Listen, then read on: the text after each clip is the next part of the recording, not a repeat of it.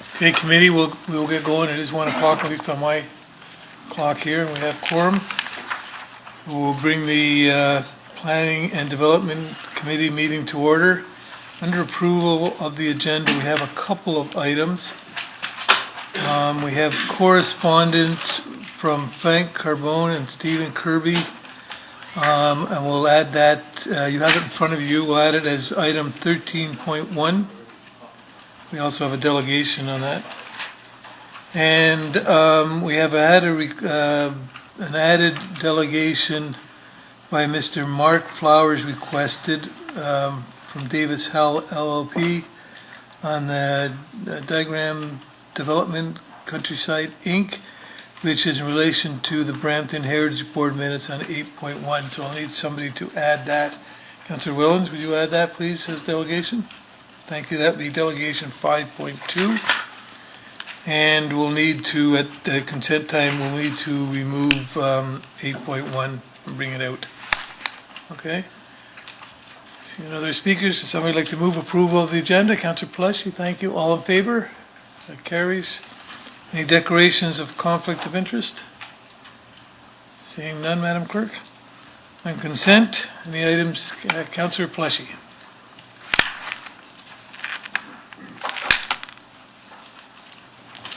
Thank you, Mr. Chair. I'd like to put item 7.3 in consent, Okay. if that's okay with committee. As there's nobody wants to speak to it, that's fine. Councillor Bowman. Thank you. Through you, Mr. Chair, I'd like to remove 7.2. I just have one question about it, please. Okay. Councillor Dillon. I'd like to remove 7.1, please, for a few questions. 7.1. Okay.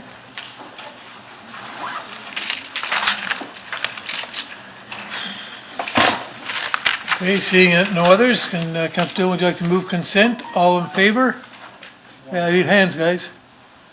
That carries. No, Councillor Willens removed 7.2. Councillor Dillon removed 7.1.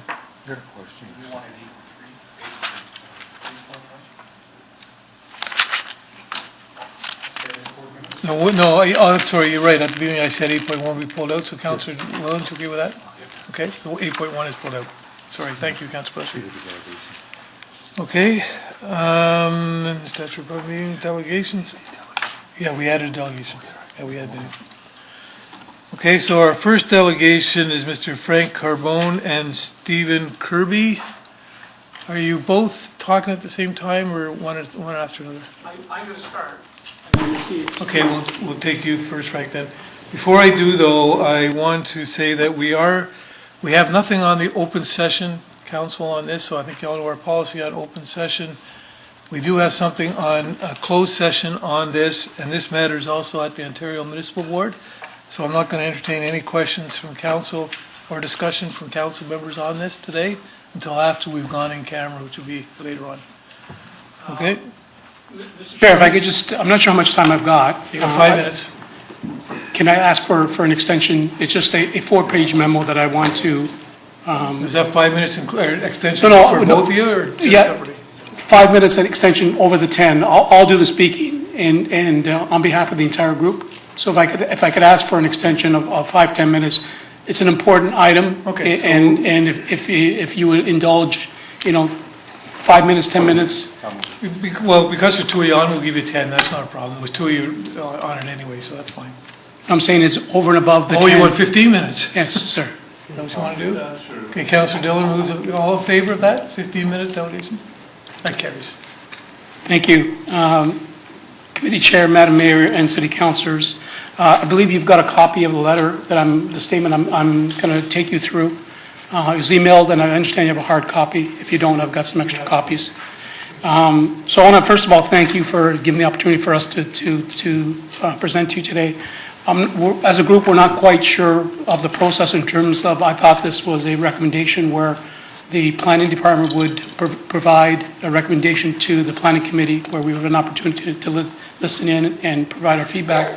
My understanding that that's going to be discussed in closed session, so I really don't understand what that means, but hopefully at some point you can help me with that. Frank, before you go on, then I'm going to ask staff to explain why it's in closed session? Just so everybody understands in the audience why we're doing it in closed session. Through you, Mr. Chairperson, this matter is at litigation at the Ontario Municipal Board. There's been a pre-hearing that's been held. Second pre-hearing is scheduled for March 8th. The residents, as Mr. Carboni had indicated, have a residents organization. It's been incorporated and it's a party at the proceeding. So any advice from the city solicitor's office is recommended to be received enclosed. Okay. Thank you, Frank. Just one final question on that. At what point will we know, will it be open in terms of whatever the decision that the planning council makes? Will we know that today, tomorrow, next week? Is that an open item, or is it closed in terms of communicating the message? There's a requirement prior to the March 8th pre-hearing to file issues in connection with this matter 2 weeks in advance of the March 8th pre-hearing. So my recommendation, the city is not obligated to convey its position until it is required to file issues, and that timing would come around February 22nd. All right, so we can get started now. So my name is Frank Carboni. I'm a resident of 17 Don Woods Court. I think those of you that have been on council for a while certainly recognize the face, maybe, and the name. I've been in the residence of the community for 17 years, in what we're describing in terms of the Castlemore development. I represent a group of approximately 400 residents in the area that oppose the application that was made to further develop the remaining parcels of land. We are incorporated. We've got 40 directors, and I was elected president, and we've also got executives here from the committee. As all of you know, in terms of the history on this, all of us residents purchased our homes in what was marketed and sold as a golf course community. It was done in good faith in terms of, looking at where we wanted to end up in terms of our retirement years. Then subsequent to that, there was a number of phases that were done in terms of continuing to add more and more development until we got to this point where there's basically 3 parcels of land that are left from the golf course. It was reduced from 18 holes down to 9. The reason the Brampton their vision of this was that this golf course community would attract executive level individuals, professionals into the area, and that it was done as part of long-term plan to sort of build that kind of golf course executive committee. All of the previous development applications that have destroyed our community over the years, this one has been the most concerning, with lack of transparency, information, and collaboration from the city. As we meet here today, the residents still do not know what the planning group city's position is on this application. This is after our community has spent hundreds of hours, hundreds of emails, thousands of dollars in legal fees trying to work with city staff to find a beneficial solution to this disastrous development proposal. We believe residents have a right to expect that any proposed development being considered by the city is done through a transparent process with effective communications so that residents can participate and provide feedback on what they want for their communities and their city. I won't take you through the historical perspective. It's in there in the documentation. From 1998, this has been an ongoing theme in terms of what homeowners have been promised, what they were sold, and the sort of issues that relate to the various developers and city staff basically misleading our residents in terms of what was being done. When I talk to the key issues in terms of from our perspective, the decision on this file needs to be critically evaluated as it directly affects our quality of family lives and property values. All the residents in our community share the same concerns and will do whatever is required to protect our remaining green space that we have left. We've gone through a number of iterations. We've tried to work with the city and the developer to try to find a resolution, and really we've been excluded from the process for various reasons. We ask all of you to please consider that this community has been under siege for 17 years. We've been one misleading approach to another in terms of every phase. At first, the developers told us that they weren't going to build more than 198 homes, and that was sideswiped with many more releases and phases. So, in terms of we strongly ask that you reject the proposal if the proposal is to allow the application to proceed. And we ask for your support based on the following reasons. Number one, this proposal is not good planning. It does not support Brampton's vision for this area as an upscale executive community. Allowing the last 9 holes of the golf course to be destroyed would be a complete tragedy for our community. The city rejected the Intracorp proposal back in 2009 to reduce the golf course from 18 to 9 holes by adding 200 homes. And should reject this proposal. What was right and relevant back in 2009, where the city unanimously voted to support the residents and not support the application, is 100 times worse today in terms of what is being proposed. These 2 parcels of land were rezoned to commercial recreational from residential to protect the residents from any further development.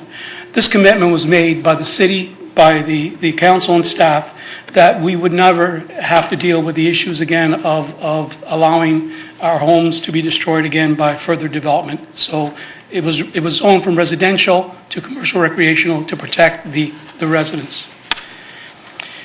Currently, the proposed development shows that the developer has outlined shows only 2 entrances into the proposed parcels. Both parcels of land, one off of Tree Line, one off of Don Woods Court, is owned by the city. This was land, 2 parcels of land that were gifted to the city by the developer in conjunction with the work that the residents have done. And that land was first offered to residents to buy in terms of the adjacent side so that the developer wouldn't have a path into the proposed development. And then that process was stopped when this application was made. So again, we expect the city to honor that if they're going to sell those parcels, that the citizens be given the first right to purchase those lands for that. The proposed integrity of the existing community would be destroyed. This area is already well-established residential neighborhood where infill development proposal would not be appropriate and should not be considered by the city. All of the homeowners have invested significantly over the years to beautify, landscape their homes on the golf course, asking the community to live with major construction, pollution, noise, dirt, dust, right in our backyard to significantly impact our health, our safety, and quality of life. There's a number of health and environmental concerns. Castle McGruff Lands provides sanctuary of various protected mature trees and wildlife. Brampton needs more green space, not less. Studies have shown that providing the adequate green space planning in the community has a direct impact on the residents' health. Planning group has confirmed that our area is significantly lacking in the amount of green space versus the number of homes that the provincial legislation guidelines provide. Number 6, damage to our properties. We're very concerned that an infield proposed development in a confined space with the heavy use of machinery will to prepare the site will cause significant cracks and potential lead to water damage in the basements. Number 7, the existing homeowner, Treasure Hill Homes, not only purchased the property with the understanding that it was designated for private recreational commercial zoning. They were fully aware that they were buying a golf course property protected by the zoning designation. Based on the current application, the owners paid only $3 million, I think, for the vast land. The market value of this land, if it was residential, would be 20 to 25 million. So the attempt here by the developer to change the rezoning designation when they knew what the designation was before they purchased the property, and now to basically try and take that and in terms of destroying our community for making more money and greed is completely unacceptable. We should work together between the city and the community to buy the lands to protect the essence of the natural heritage site. Legal exposure. So based on the golf course community approach to selling and developing these lands over the 17 years, there's residents that are extremely upset in terms of what's been done, and it's all documented in terms of what protections were provided to the residents, and certainly would be potentially could cause irate homeowners to pursue legal action. Allowing the development to proceed would significantly impact the value of our homes in the area. Analysis of market indicates that a home on a golf course community will have an increased value of 100 to 200K over traditional subdivision homes. Should the city allow a greedy developer to line their pockets at the expense of existing tax-paying residents, the proposed development will drive a mass exodus of homeowners out of the community. I want to just emphasize that when the first signs went up around the proposed development that were posted in the community, we had 15 homes on Donwood that sold within a matter of 3 months. So these are residents, these are friends that have moved out because they were concerned about what was happening. So what the message we want to give you is, please don't allow developers to drive us from our homes, right? We've invested a lot in Brampton, and we want to encourage all of you to understand the situation here in terms of what support we're looking for. The precedent around the current Riverstone purchase, so I wasn't aware in terms of the appetite the city had around purchasing land for parkland. We should, with that precedent sort of being set in terms of the city investing in those type of areas, we certainly encourage that. This is an area that's significantly lacking in green space. Turning the parcels, since there's no longer a golf course, into parkland would be a tremendous use of the land and would really give a legacy to our kids and future generations, especially as it ties into the Valley lands. In summary, we strongly encourage the Planning and Development Committee to reject this proposed application and work with all the residents to coordinate defense at the OMB. We'd like to thank all of you for allowing the resident group to address the committee today. We look to all of you as the leaders of our city to respect the feedback from the residents in terms of our communities. We don't want to be driven out of our community by greedy developers. The whole history in terms of what's gone on with Castlemore, right? And anyone that's taken the time to understand sort of what's happened is a real tragedy. We've taken a wonderful, historical landscape and have allowed it to be destroyed piece by piece. And, as I mentioned in before, none of the residents would be here today if what was communicated was that this was not a golf course community, that there were 6 phases or 7 phases, and that this is phase 1 that you're buying into, and then phase 2 and phase 3. If we had the choice in terms of understanding what the plans were, we would make decisions about where we want to live and where we want to invest. But to mislead residents when all there is a phase 1 and there's no discussion around a phase 2 or phase 3 or phase 5 or 6, which is exactly what's happened, especially when we have stuff in writing from the developer president that they would never build any more homes, that we have protection from the city in terms of changing the designation on the making the lands commercial recreational rather than residential. You can understand our frustration. You can understand the fact that we're looking for a transparent process and really looking for all of you to support in terms of what's doing right on behalf of the residents of Castlemore. I'm not sure, again, in terms of what the city's position on this, and I can tell you it's very difficult for me to stand here today and be able to provide feedback when we don't know what the city's position is, why they're making whatever the decisions they are making. So at least we can understand those and provide feedback to you in terms of whether we agree or disagree.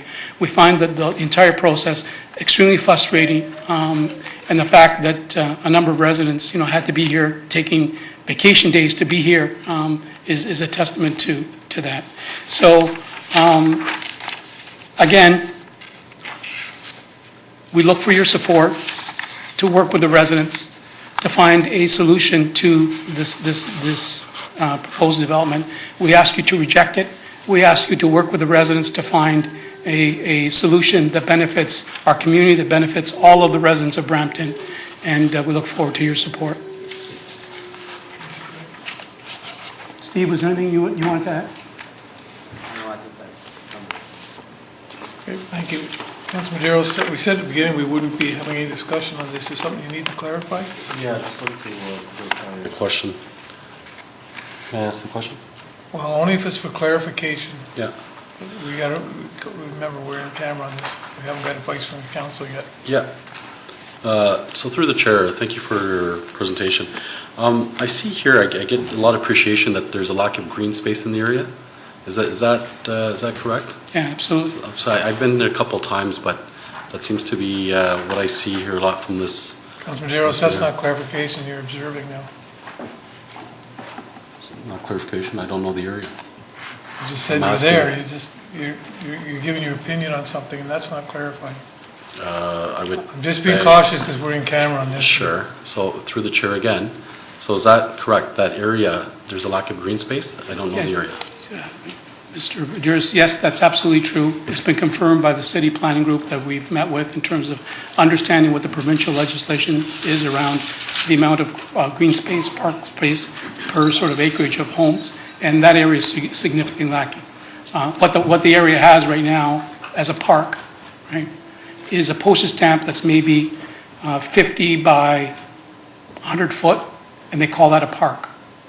So that's one of the key areas when we talk about how these two lots blend into the valley lands. It is a tremendous opportunity to link all that together in terms of green space for the benefit of everyone in Brampton. And Thank you. Councilor Povieri, clarification only. Can staff explain why or should there be a recommendation report on this issue before it goes to the OMB hearing on the position of the city for the public to know how the city and council stands on this application? Is there a problem with having a report come back to planning committee with a recommendation report as to whether this application is supportable or not supportable, so that the public at least knows what's going on from a city perspective? Through you, Mr. Chairman, this is, as said at the outset, Councillor Sprovieri, this is a situation where litigation has been engaged. An appeal was filed by the developer, which changes our considerations and recommendations to you. So that is the situation that we're in, and legal staff will be reporting as required to get direction with respect to a litigation matter. I understand the residents' interest, but as I said at the outset, they are a party to the proceedings at the board. They're a party, and so this is the recommended approach here. And through the chair, I understand. I heard that explanation, but I still don't understand why there can't be a report to planning committee and council with a staff position on for the public to be aware of what the position of the city is, and then what goes to the OMB. I mean, that's to me that's another phase of the process. But to me, I would think that, and I think I've seen it before, where the OMB usually wants to have a council position on a former application. I believe it was on the Heart Lake development, the high-rise development. Even though that was at the OMB, we had a report come to us and we took a position. I remember that very clearly, that we took a position as a council, and that position went to the OMB. So if we did it for the Heart Lake application, I don't know why we're not doing it for this application also, the same process. Through the chair, the Heart Lake application had a number of elements to it. So I don't specifically know which part you're speaking of. I don't think there's merit in really addressing other situations, except that I'll say this is not unusual, where a non-decision appeal has been filed at the Ontario Municipal Board for staff to potentially seek direction at some point without planning staff bringing an open report. This is the normal recommended approach. I distinctly remember that the Heart Lake application came to council. We voted on it, and then it went to the OMB afterwards. So I hope that you can, because the public here is asking, they want to have the information. They want to know how council, what position and for what reason, the justification report. I think that they're entitled to that, and to me that's being open and transparent. In the way that we did it with Heart Lake was open and transparent. I don't think that we're being that way in this situation, and Mr. Chairman, I would like staff to address that, perhaps that issue to come back to our next, whether it be council or next planning committee, as to compare the two issues, why the Heart Lake was open. Councilor and was Berry, not. we're on clarification, we can't be given direction at this point. This is just for Okay. clarification right Well, now. I think that the legal staff were explaining that this isn't, we're at the Ontario Municipal Board because the developer has taken the city to the Ontario Municipal Board because we haven't made a decision. Yeah, That Heart right Lake there was the should same. tell you something. Heart Lake So- was the same situation, Mr. Chairman. No, it's not the same situation. No, Heart Lake one was not taken to the Ontario Municipal Board because we would make a decision. It was, we made a clear decision on that one.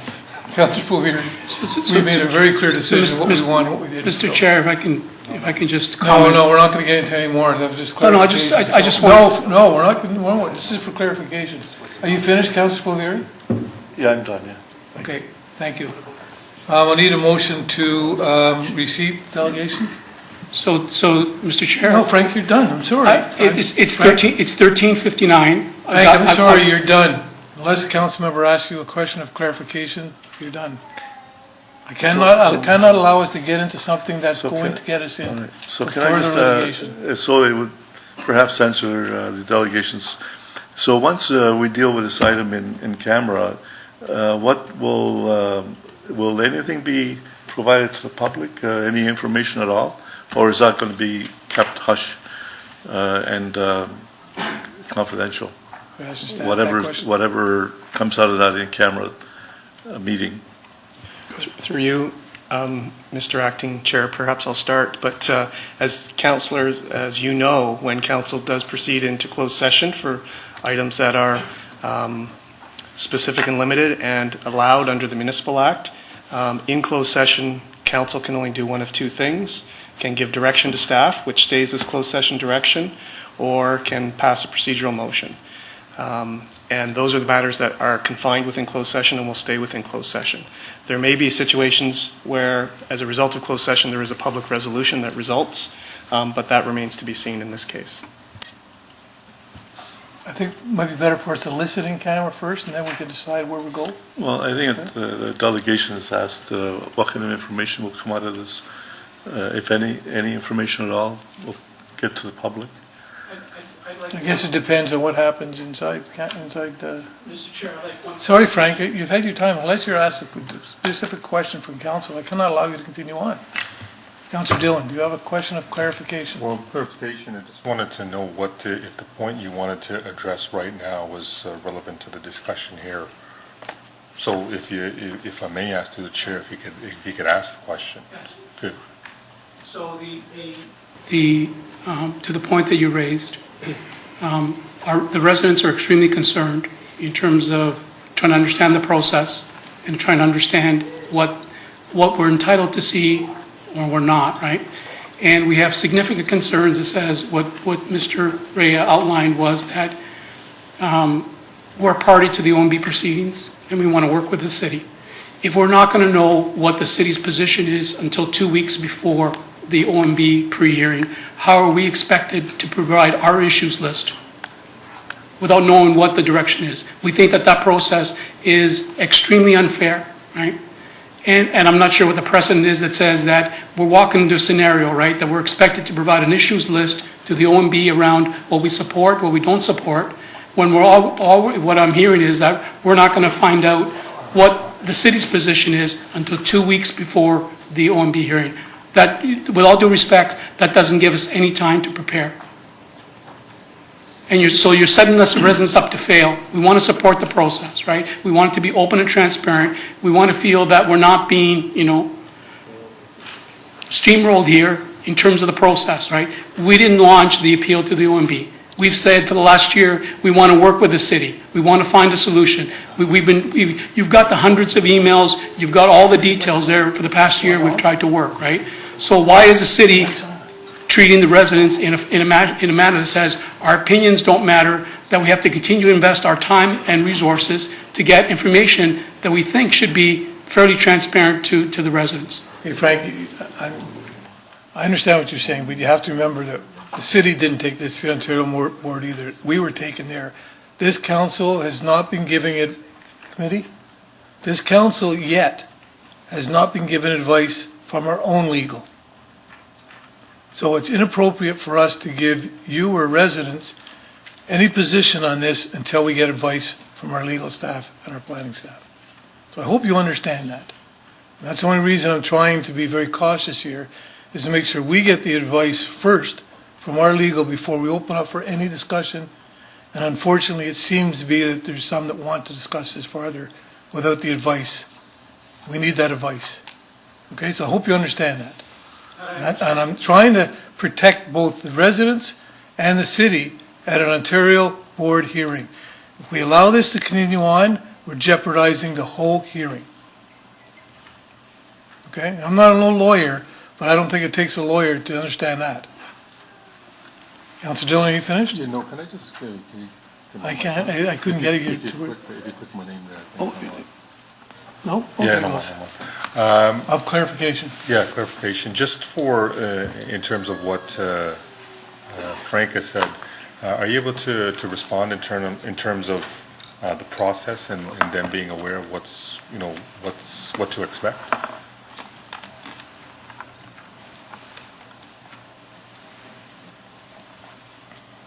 Through the chair, in terms of what process? I think from what the resident, the delegation has stated, that they feel that they are unaware of what's, they're not able to prepare because they're unaware of what the next steps or the city's positions are. So I guess, Frank, if are you asking for kind of a timeline? Is that what you're getting at? Absolutely. What I heard Mr. Reyes say in his previous comment was that we would know what the position of the city is 2 weeks before the pre-OMB hearing. And that the only time. My understanding was that once the closed-door process takes place, once you get legal advice in terms of from the council, that the planning committee will make some sort of decision, right, about this file. And my understanding was that we would get a notice in terms of what that decision is so we can prepare adequately. What I heard today was something completely different that says we're walking in, we're blind today, we're going to continue to be blind up until 2 weeks before the OMB, where we're expected to produce an issues list, right?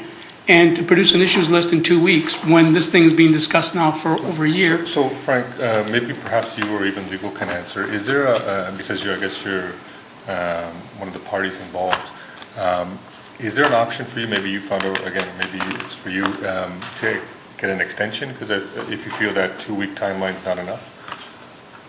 So through you, Mr. Acting Chair, I'm a little concerned that we're starting to debate a matter that's before the Ontario Municipal Board, for which there's two and maybe possibly three or more parties in the room. And council is entitled to its advice on this matter before it decides. And that's the process that is defined. And this matter is out of the hands of council. It's before the Ontario Municipal Board. So I remind members of council about that. So just for clarification, Mr. Clerk, if it's a question that I'm asking now of, I guess, procedure at the OMB, I'm not talking specifically of the case. I'm just, because the resident has indicated that there's a time issue, so which is why I want to clarify with him whether he or if the city has an option to perhaps defer this hearing or push it out. Through the chair, as I mentioned at the outset, there has been one pre-hearing held in this matter. That was back in October. These dates were set then. Mr. Carboni and the residents group that's been incorporated, they're represented by legal counsel, and they have been since that first pre-hearing and before. So they have a lawyer advising them on their requirements.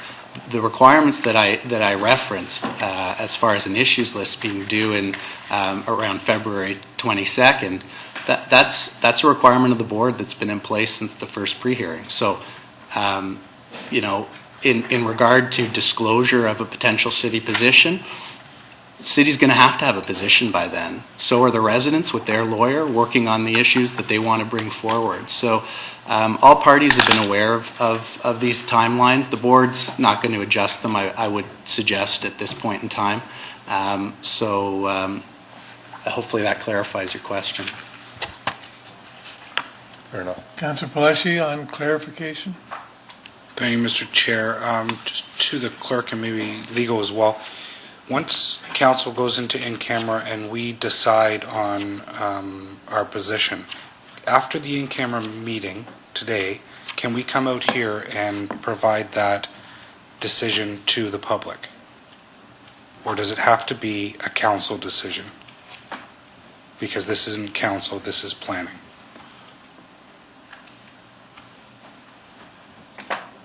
Through you, Mr. Acting Chair, I think it depends on what deliberations occur in closed session, so I'm not going to suggest a hypothetical, but it is conceivable. It happens on other matters where a committee of council deliberates in closed session, and as a result of that, there may be direction given which stays in closed session, but there may also be a public motion. Thank you, Mr. Chair. Okay, thank you. Somebody move a motion to receive delegation, please. Councillor Palashi, all in favor? That carries. Thank you, Mike. Our next delegation is Mark Flowers, and we'll bring forward the minutes of the Brampton Heritage Board 8.1 at this time. Welcome, Mark. Thank you, and good afternoon, Mr. Chairman and members of the committee. My name is Mark Flowers. I'm a lawyer with Davies Howe LLP, and I represent Degram Developments Countryside, Inc. They are the owner of 11223 Torbram Road here in the city of Brampton, and that land is subject to zoning and subdivision applications that were filed with the city last May. Before you today on the agenda are minutes of the Heritage Board meeting that was held on January 16th, and that includes an information report from Heritage staff regarding an update on fires that occurred on the subject property last year. The most recent was on December the 8th, and that last fire destroyed the former farmhouse that was on the property.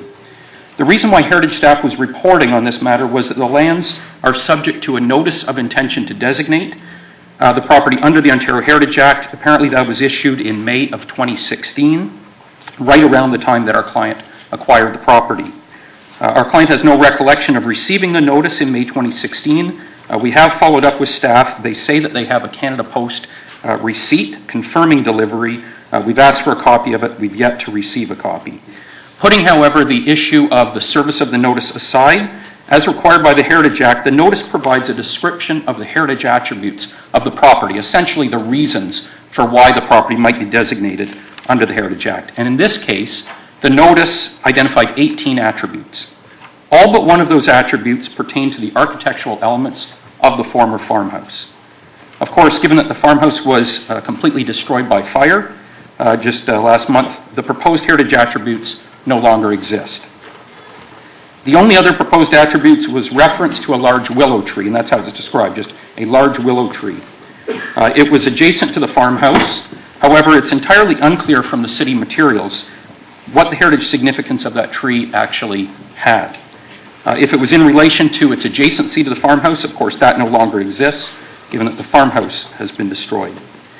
In the staff report to the Heritage Board, staff indicate that they now intend, and this is part of the reason why I'm before you, they now intend to bring forward a heritage designation bylaw for the property.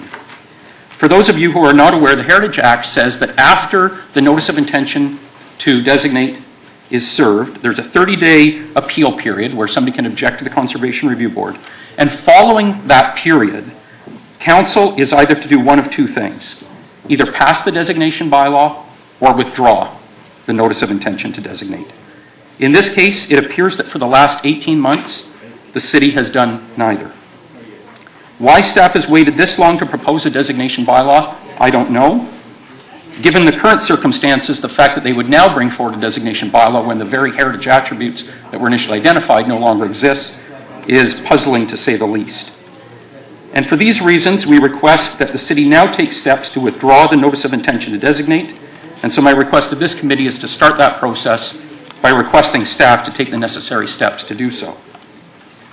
I also want to draw the committee's attention to some very troubling comments made by staff regarding the status of our clients' development applications in this report. As I mentioned, the applications were filed last May. The city later confirmed in writing that the applications were complete. In November, city planning staff authored an information report regarding the applications. I'm sure it would have come through this committee. It was considered then at a public meeting last month. However, on page 3 of the report that has now been released, they advised that, and this is in quotes, staff is reassessing the status of the application. We don't know what that means. We don't know what has prompted this reassessment. We've asked staff, but we've not received a response. In addition, city planning staff has recently indicated to our client that it would not be circulating the application reports for comments. Again, that is part and parcel of the application review process by the city. That's standard practice to circulate for comments to various agencies and departments. Again, we've asked why staff would now be saying that they're not going to do that. We've not received a response. Needless to say, we are very troubled by these comments, and particularly the lack of an explanation for why the applications are not being processed as required.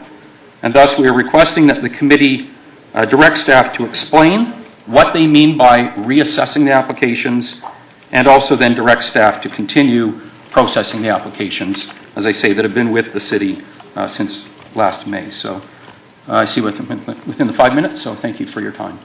Happy to answer any questions. Before I go on to speakers, this time I'd like to ask the clerk a question of clarification on, we don't have a report in front of us. We do have the minutes of the Heritage Board, which are very limited. It seems the gentleman has a lot more information than what we have in front of us. So how do we proceed on this, Mr. Clerk? Do we proceed just on speaking to the minutes, or is this one of those ones where our protocol would be to refer back to staff?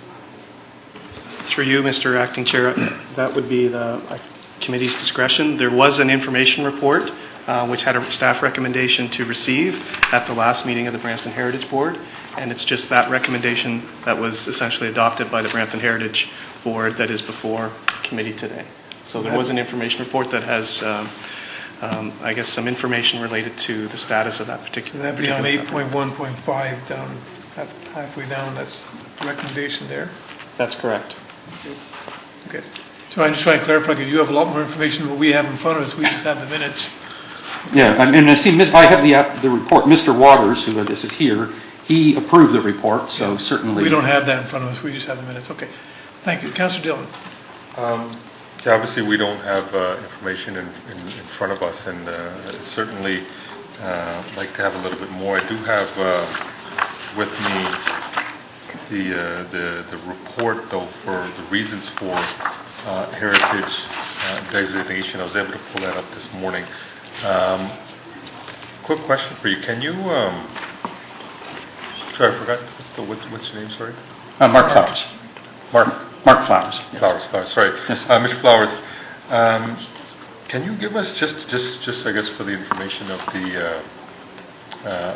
the members here, I guess a timeline of when you had applied, when the applicant had applied or submitted his application, and when exactly this notice had come to you for the city to plan to designate it as a heritage site? I'll certainly do my best through you, Mr. Chairman. I wasn't involved at the time. I've only recently been retained, but just from reviewing the materials. So the notice of intention to designate that we're referring to, it's dated May the 5th, 2016. It's signed by Mr. Fay, the city clerk. And so that coincided, or would have, I guess, with a matter that would have gone to council in April of 2016. Our client acquired the property in April 2016, so that's why I say it was right around that same time frame. I understand from the record that there were applications submitted, but, and again, don't quote me on this, again, from what I've read, it appears that the city initially said that some of the applications, development applications that is, were premature, pending the approval of a block plan. That subsequently occurred, And then the current applications that, again, are now before the city, they have file numbers, they're open, those were filed in May of 2017. So roughly a year after the notice of intention to designate was issued. The May applications were ultimately determined to be complete in a letter sent by the city to our client or its planner in October of 2017, so just a few months ago.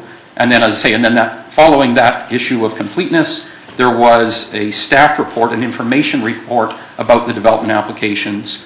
I believe it probably came to this committee, as I say, given planning committee, and then went at a public meeting on, I think it was December the 4th or thereabouts. So that's the time frame. Right, and so,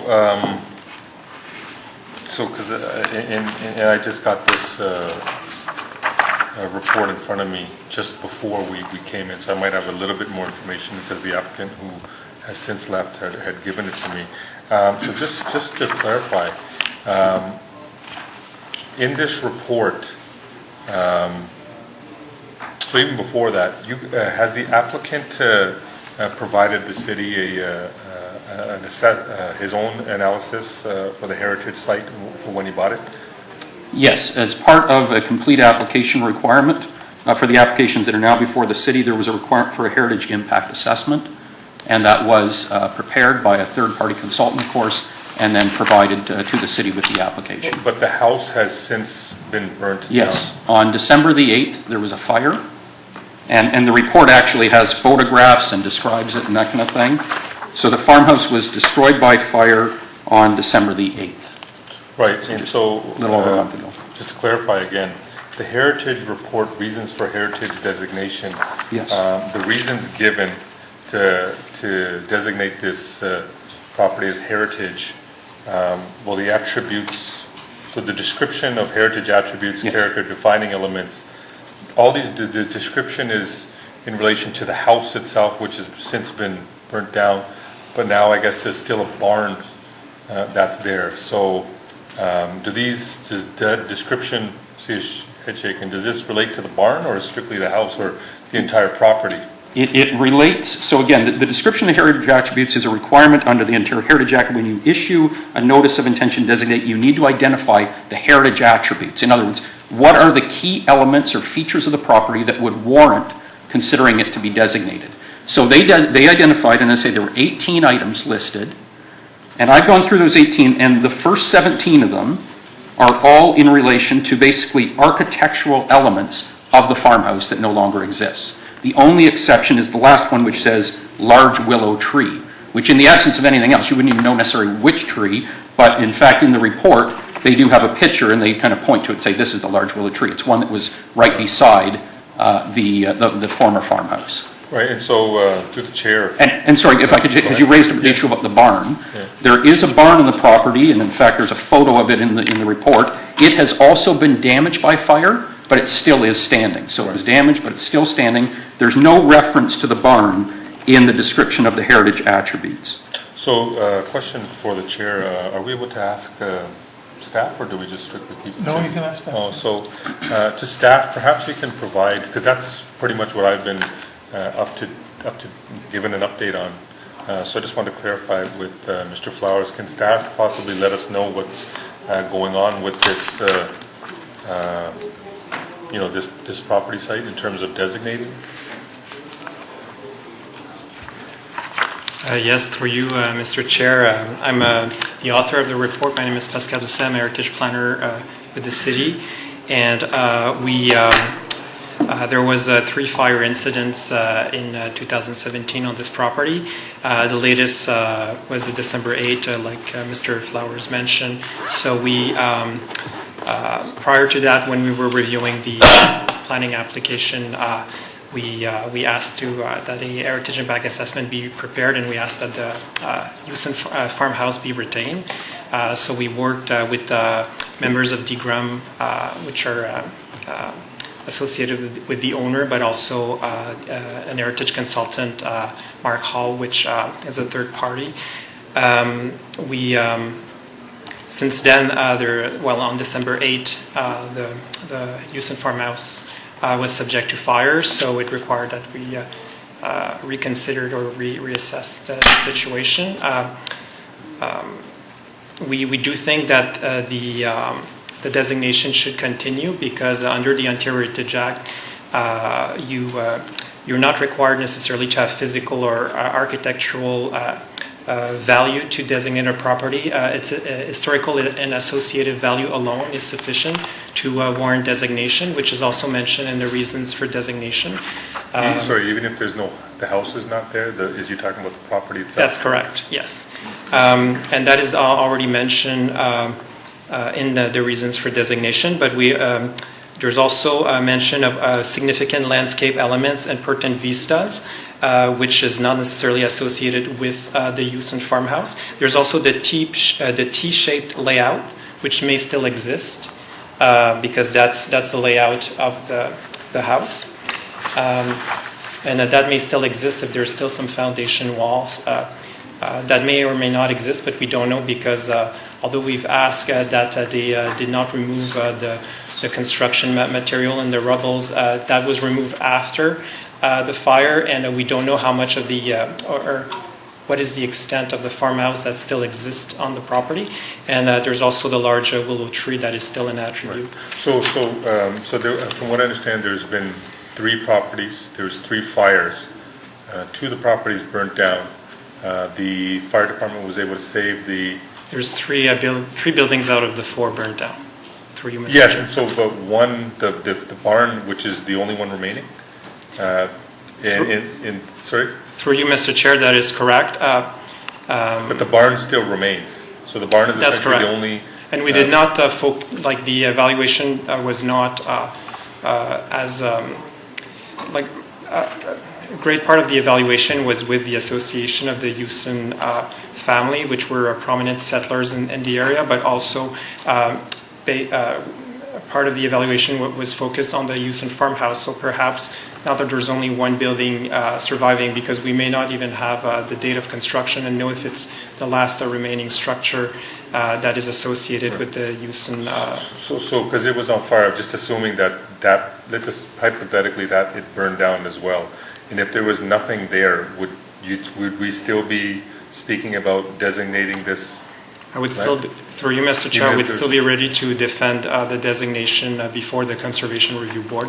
Again, there are criteria that determine whether or not it's appropriate for a council of a municipality to designate a property under the Ontario Heritage Act.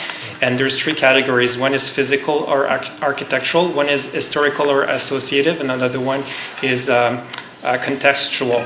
So the historical and association value alone would warrant designation. So again, just building off the question I asked, even if there was nothing there, everything had burned down, the city or staff would still try to pursue heritage designation. Through you, Mr. Chair, that's correct.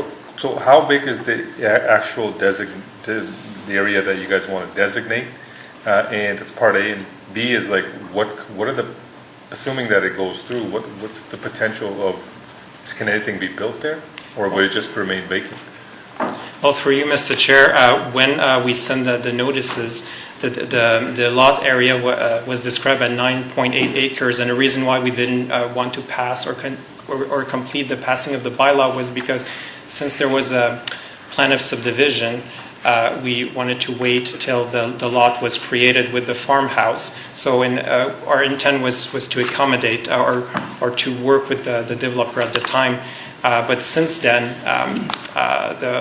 the Houston farmhouse has burned down. So at this stage, we would like to reassess and make sure that there's no decisions that are made prematurely. Oh, okay. But So it could lead to a reconsideration of the reasons for designation, and that's why we want to provide a subsequent report with the reasons for designation, with the list of heritage attributes, and perhaps a further reevaluation of the barn on the property. So essentially what you're saying is that you're reassessing now. It could go either way, whether you designate it or not designate it, but you need to, I guess, do your due diligence and get that report back.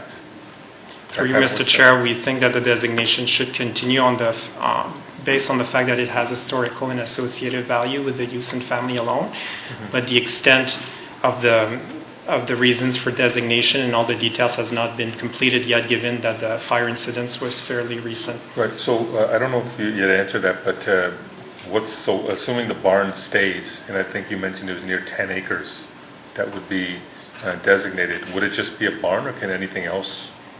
What would staff recommend? Through you, Mr. Chair, this is a bit premature, so we would look at a subsequent recommendation. No, I understand that, but when there's a situation like this, does the land remain vacant? What does staff usually, what direction do they want to go? Do they want a historic monument or museum, or I don't know. I think this, from the applicant's perspective, he kind of wants to know if it does go through, what can he expect to see? Through you, Mr. Chair, commemoration, a monument could be an option. We haven't reached any conclusion yet, because the fire incident happened very recently, and we have to reevaluate the current. We let the legal ones jump in here. So through you, Mr. Chair, I think what the applicant has asked for today is for council to direct staff to not move forward with the designation and to withdraw the notice of intent to designate. I think what you've heard from our staff is that they're going to be bringing forward, and if you haven't heard this, they will be bringing forward a report outlining and answering all of the questions that you've heard from the applicant today. I'm sure council will not be surprised to hear that we don't, at the staff level, agree with all of the submissions that Mr. Flowers has made in terms of the value of the property and so on, and you're hearing that from Pascal today. There's been some questions asked in terms of process and who received notices and so on. All of those questions can be answered through a follow-up report that staff will be bringing to council, and then council can make a decision at that point. I think what's being asked today is that without having full information in front of you, that you direct us to no longer move forward with the designation. And my advice to you would be wait to see what the report says from our heritage staff, and then follow through with the decision at that point. But to make a decision today, I think without all of the information in front of you would be premature. Well, I don't think, certainly wasn't planning on moving in that direction. I think we don't have enough information yet. I think we'd have to do as council have all the full report come back. Just the last question is, when is the report expected to be presented to council? Through you, Mr. Chair, I was expecting February or March, so as soon as possible. Fair enough. Okay. Councilor Miles? I guess what I heard from the delegation was they asked and they didn't get any answers, and so that's why they were here. Why would we not have responded as such that due to these circumstances, the application was being reassessed and a report would come to council in February or March and save us all a lot of time? Through you, Mr. Chair, perhaps I can answer that, and I'm sure Mr. Flowers might have some comments as well. I think the order of what has occurred is a little bit off in terms of, I think the request to delegate came first and the questions came later. I think through you, Mr. Chair, the question is why wouldn't we have provided this information to the delegate first so that they didn't have to show up today? Yeah, that's my question. I believe there were some questions put to us on Friday in terms of getting copies of registered mail receipts and so on. We'll go through. That's all. Thank you. Thank you. Councilor Bashi? Thank you, Mr. Chair. So I don't know much about this. I heard about the fire, and I didn't realize that there was actually 3 separate fires on this property, all on the same day, or?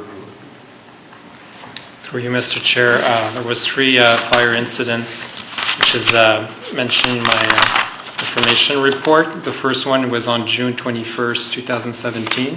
That was a 4-bay garage on the property that was subject to fire, and this garage is no longer standing. On August 30th, 2017, it was the barn with the gambrel roof, which is still standing, the one that you see on the photo. And on December 8, 2017, it was the Houston farmhouse. And this building is no longer standing, but we don't know how much of the extent of that farmhouse still exists.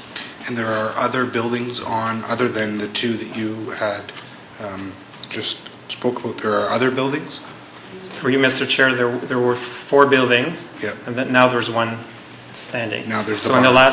I forgot to mention that in the last fire incident, there was also a garage detached from the house, not so far away. So the last fire incident, there was 2 buildings that burned down. On December the 8th, there was 2 buildings. Yes. Is this fire under investigation? Through you, Mr. Chair, without getting into the details, there are multiple investigations ongoing currently. Were we going to designate this house heritage? Through you, Mr. Chair, the designation was in progress. So the notice of intention was published and sent in May 2016, and the council stated its intention to designate the property on April 2016. On April 2016? Yes.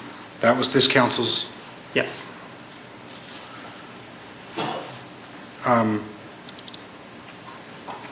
Where would we be sitting if it went through and was currently designated?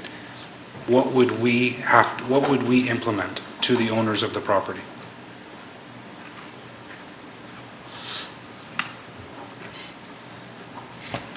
Through you, Mr. Chair, it's hard to say. Typically, our heritage staff will look at every situation differently in terms of what can be saved, what value the property has, and so on. Our heritage staff can speak to it more fully.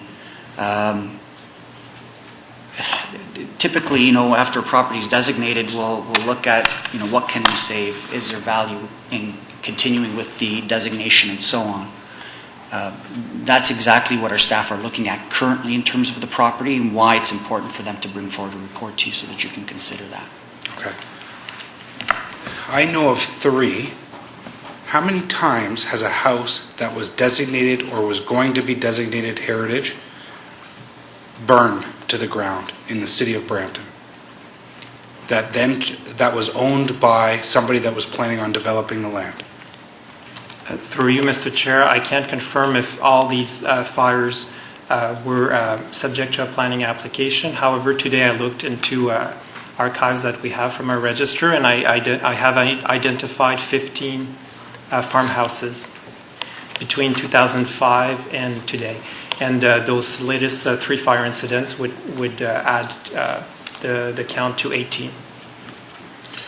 Given that last kind of question, Mr. Chair, given that there is a current investigation going on, what I don't want to happen is after May, I think it's that 1-year period, the applicant take us to the OMB for a non-decision.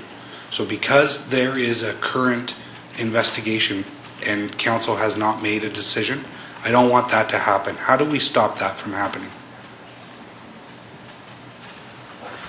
So through you, Mr. Chair, I think the question, without getting into a lot of details, the circumstances surrounding this property, the planning application, the fires that have occurred, are of concern to staff. How we move forward and the strategy in terms of moving forward, the value of the property and so on, are all things that we are considering. If council is concerned about potential appeals and so on, rest assured we are on top of that. Okay. And I know that the 2010 council set in place a policy that if this ever happened again, then things would start to happen. I'm not going to say too much into it, but I understand that, from what I understand, they had a certain amount of responsibility to make sure that this place remained intact, and if anything ever happened, they would be full responsible to the repairs of restoring it back to its original state. Thank you, Mr. Chair. Councillor Dillon? A quick question as well. So I believe you had mentioned that February, March was when you'd be bringing back a report.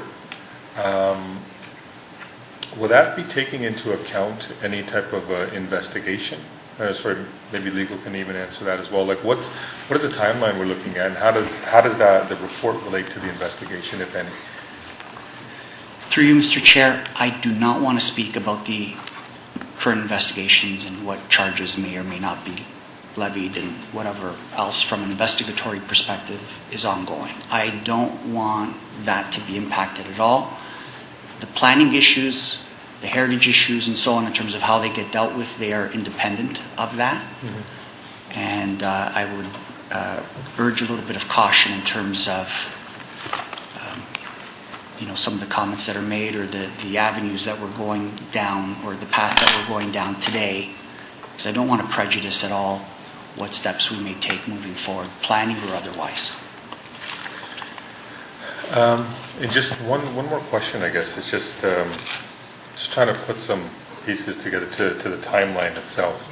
I think Councilor Pleshy had mentioned the OMB appeal, I think, that you had mentioned that the applicant could make. When would that happen? What's the situation? Like, at what time would that happen? If it's rejected, or if can they make a appeal for the designation itself?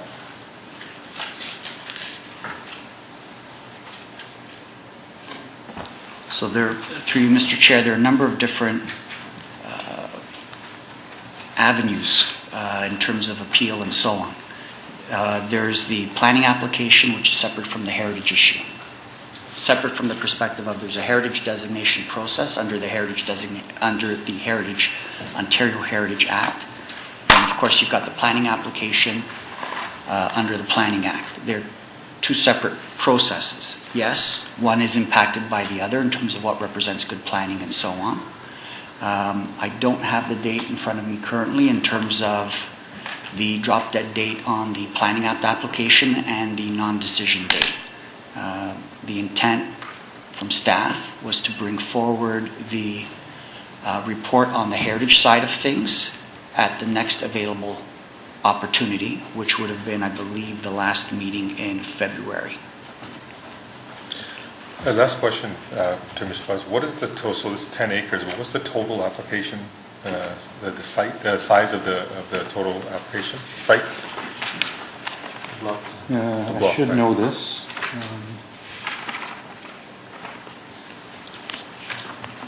That sounds about right.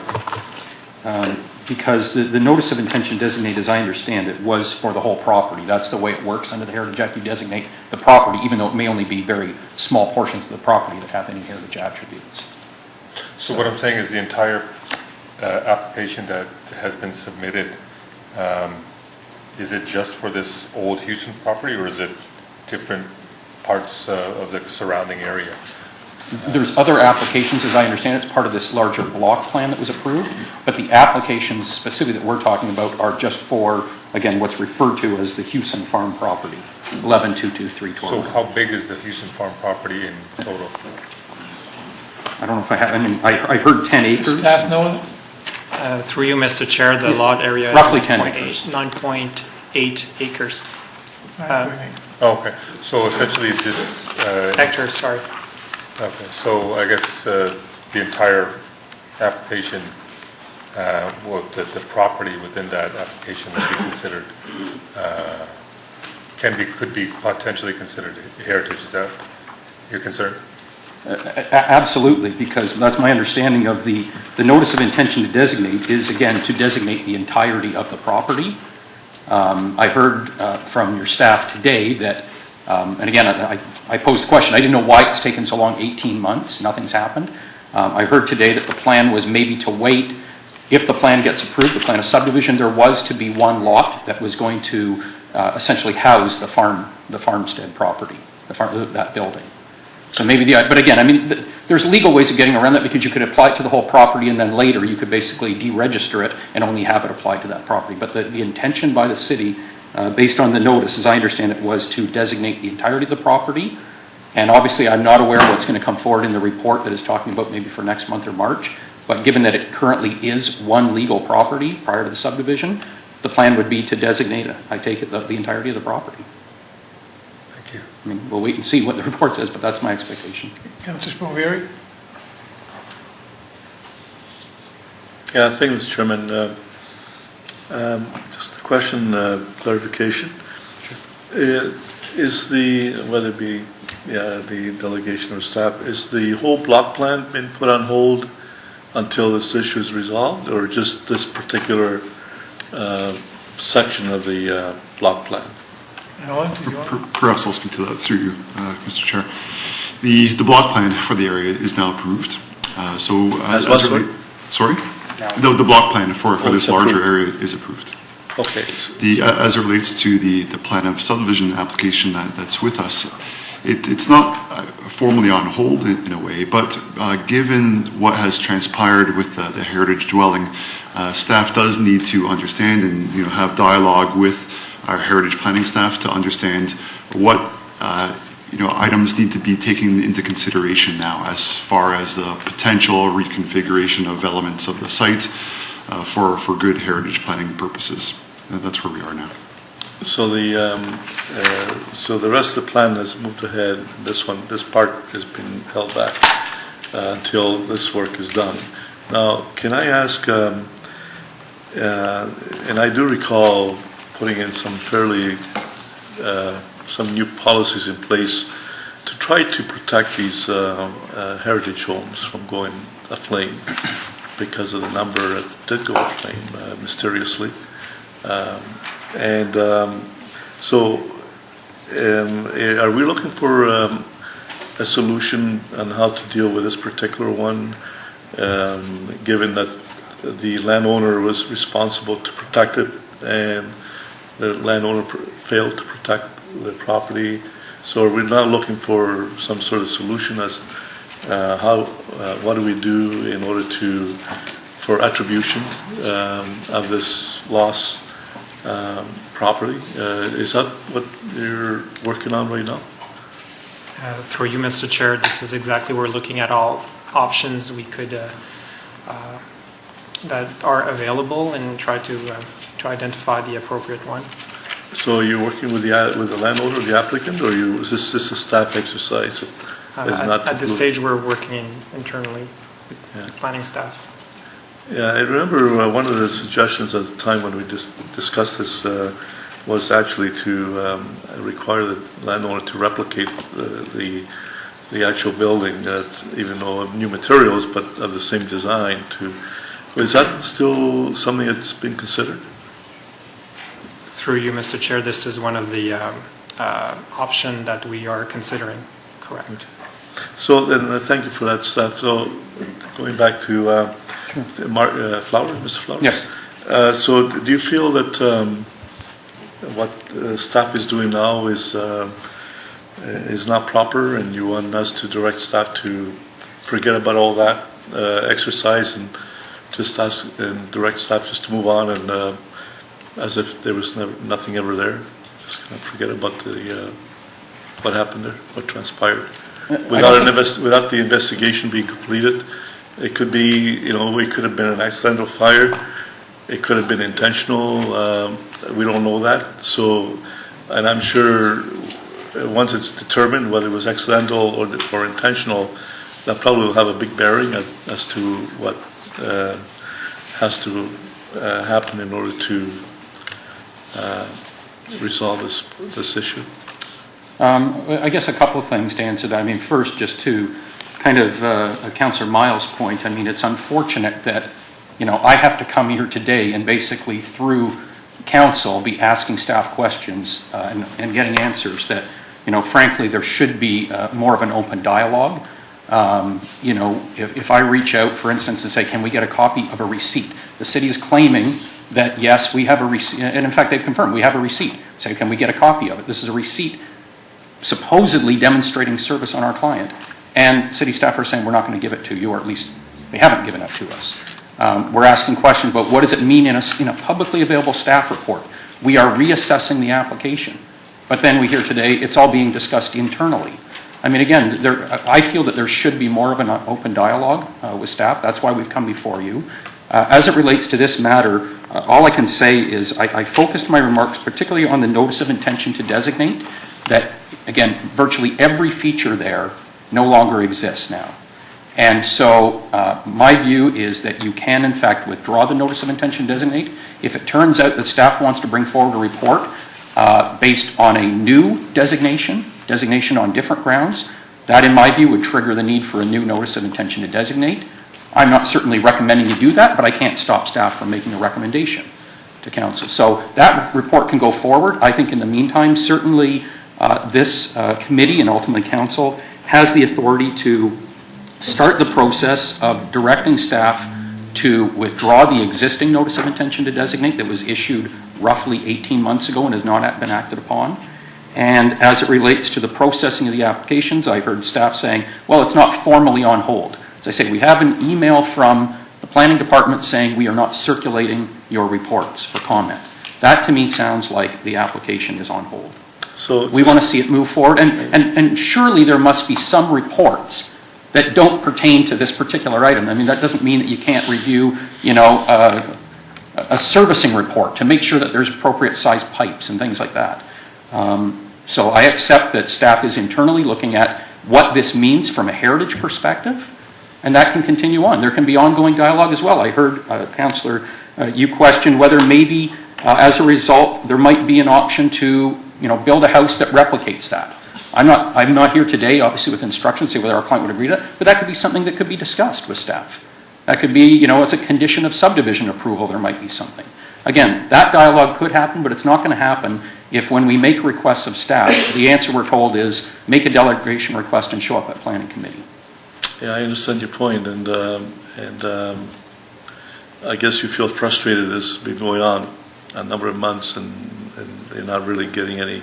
So I have the final question to staff, through the chair. Is staff waiting for a result of the investigation? Is that a big factor in this whole matter before moving forward? Is the investigation, or is that really that's not really relevant in this whole file to sort of move forward and try to find a solution and come to move forward to the aim? Is that a factor? If I can ask, should we be more? Should we say, look, we need to know what the results of the investigation, and then we need to know that first before we can move forward? Do you need to know the result of the investigation to move forward and find a solution, or not? So through you, Mr. Chair, the results of the investigation do not impact on the heritage value of the property and moving forward with that. So our staff are comfortable with their view that they can move forward with the heritage designation, and our staff's approach would be to bring that bylaw forward immediately and then deal with the applicant later in terms of the planning application and so on. But we would like to set the baseline now in terms of the city's rights and the obligations of the developer. And should, I know that there were some comments about just withdraw the notice of intent, file something new. I would never recommend that. If council would even consider that today, then I would ask that you move in camera, and I can provide some additional reasons why that ought not to occur. Okay, and that stems another question, Mr. Chairman. So if the fires had not occurred and this land was designated for heritage, would have happened already, or is that something that's still in the process of happening? The designation. So through you, Mr. Chair, just speaking generally now. Yeah. So in a situation where you have a property like this, a larger parcel, let's say it's 10-acre parcel with a heritage asset on it and so on, staff would typically, in an attempt to arrive at a solution that works for everyone, for the community, for the developer, for the city, for everyone. Hold off on the full-blown designation to see what we could work out in terms of the planning application and the design of the development and so on, to try to get the best result possible. So in this particular case, before we had an opportunity to do any of that, the property burnt down. And so we're basically put behind the 8 ball to some degree here. And in order to attempt to move forward in the best possible way, I believe staff will be bringing forward a report on the designation. What And the then move timeline? forward from there. The That would timeline be for that? next month. Sorry? Next month. Okay. Towards that meeting. Okay, that's fine, Mr. Chair. Thank you. Councillor Plashi? Thank you, Mr. Chair. How is this property prior to the incident? How is this property any different than like the Monkman piece? I know Monkman. We have some planners that were on that file here. So the Monkman piece, a little bit bigger, but still the heritage home. Like obviously their client, knowing that it was going to be designated, had made the proper preparations to come and when they wanted to develop the land, they were going to incorporate this house like the Monkman house. So how is this prior to the incident?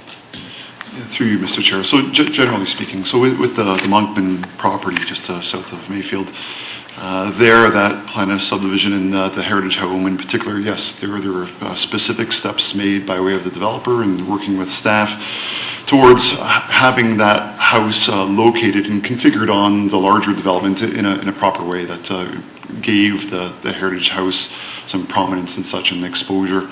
So really, I understand through staff that we were trying to emulate really that on this site here, whereby working with the applicant on the configuration of the subdivision itself, location of streets, the lotting, that we would identify a prominent really location, way in which the heritage house would be celebrated. At this point in time, as I'm generally understanding with the fire that had occurred, staff, development planning staff will be sitting down with heritage staff to understand the implications and whether we should be contemplating some different things at this point in time, some potential reconfiguration of elements of the plan. And that's generally it. But there was discussions prior to that with the applicant of what was like. It seems like it was far enough in the process that prior to the fire that those kinds of discussions should have already been taking place. Through you, Mr. Chair, in the case that is before you today, we did take all these steps with the applicant and developer and property owner, which is DGRUM Development. So we met with them. We requested an heritage impact assessment, and we asked that the use and farmhouse was to be retained. So we met with them on the property as well, and we have been doing that. But since there's a fire incident that happened very recently, December 8th, it's putting, like John was mentioning, is putting us behind the 8 ball, and we certainly don't want to rush having a situation where there's no more protection under the Ontario Heritage Act. And we want to reassess our position at this stage. But there was a constant dialogue with DGRUM Development, which represent they're the owner, but they're also, if I understand, there's planners. There's a registered professional planner that we've have countless emails with. So we, under my impression, we were working with the developer, the property owner, and the applicant. Mm-hmm. So, Mr. Flower, there's no question in my mind that there's something that's unfortunate about, as you say, there's a little bit of lack of communication and not pursuing. I think though that having, unfortunately, you have something like this that has happened is really unfortunate that this has happened in the, with what has happened, previously in the city of Brampton, that semi-relates to this. What is your client's, where are they with the whole aspect of what they were going to do with this house, how they were going to incorporate it into the subdivision, and what would they like to do now that it's currently gone? I can't speak to the last point, in part because, I was relatively recently retained, and my focus was really on coming today, going forward. But certainly one would expect that, again, there would be dialogue with the city. There's no question, as staff noted, there was discussion previously. There was a heritage impact assessment, and it referred to preserving this house as basically on one of the lots in the proposed subdivision. It is unfortunate that obviously cannot happen now, that it has been destroyed completely. Where we go from here, again, there's still a planning application. There can be discussions about ways of mitigating and still recognizing the cultural heritage value, even though you don't have that particular structure intact. Mm-hmm. So again, I can't speak specifically about, this is what our new proposal is. I think the expectation is that that would be through dialogue with the city. And again, when we get a step forward that says we're reassessing the application, and we won't really tell you what that means until we find out today, that unfortunately hasn't happened yet. So I guess I was under the impression that you were coming here today to see if we could get you and staff in a room talking again. And that's not actually the action request on your delegation form. It's so that the intention to designate the subject property under the Ontario Heritage Act be withdrawn.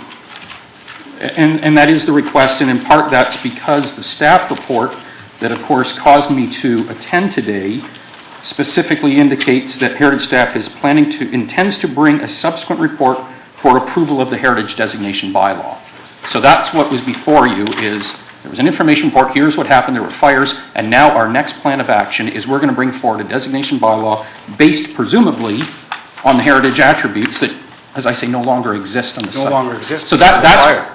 Exactly. Because of a fire that's under investigation.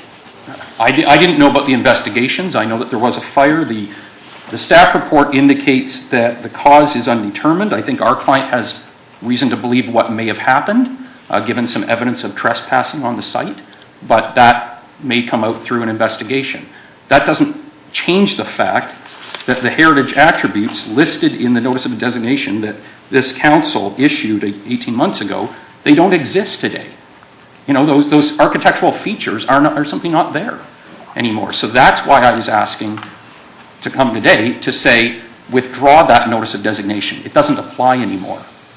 And again, putting aside the issue of whether there was proper service or not, I'm putting that aside. I'm saying that notice of designation doesn't really apply anymore because 17 of the 18 attributes are gone. They're gone because of a fire that was under investigation. And the fact remains is that this house was going to be designated. And if we remove those attributes, we remove everything that stands with this house being designated heritage, then what is there for your client to rebuild what should be there? They should have taken the proper measures to make sure that that house was safe. That's what it comes down to. This house was going to be designated. Well, we don't know that. There was a notice of intention designate, and for 18 months nothing happened. So it's unfortunate that a dialogue has not continued, but I completely understand the situation that the city of Brampton is in. This is a unique situation, and I don't know anything about the receipt, but I'll ask staff to just to continue to have that dialogue, and when the report comes back to council, hopefully it comes back fairly soon, but I agree that this is a unique situation, and it's a really unfortunate situation. Thank you, Mr. Chair. Okay, I have two motions here. One moved by Councillor Dillon. It's that staff be requested to report to the Planning and Development Committee through the Brampton Heritage Board on the status and plan for heritage designation of the property of 11223 Torram Road, Houston Farm. And that's exactly what staff said they were going to do anyway, right? So. Okay, all in favor of that? That carries. And the second one is that the delegation 5.2 and the January 16th, 2018 minutes of the Brampton Heritage Board, item 8.1 be received. Councillor Williams, I'll put your name on that if that's okay, since you're a representative there. Is that okay? Okay, all in favor of that? That carries. Thank you very much. Thank you, Mr. Chair, members of council, for your time.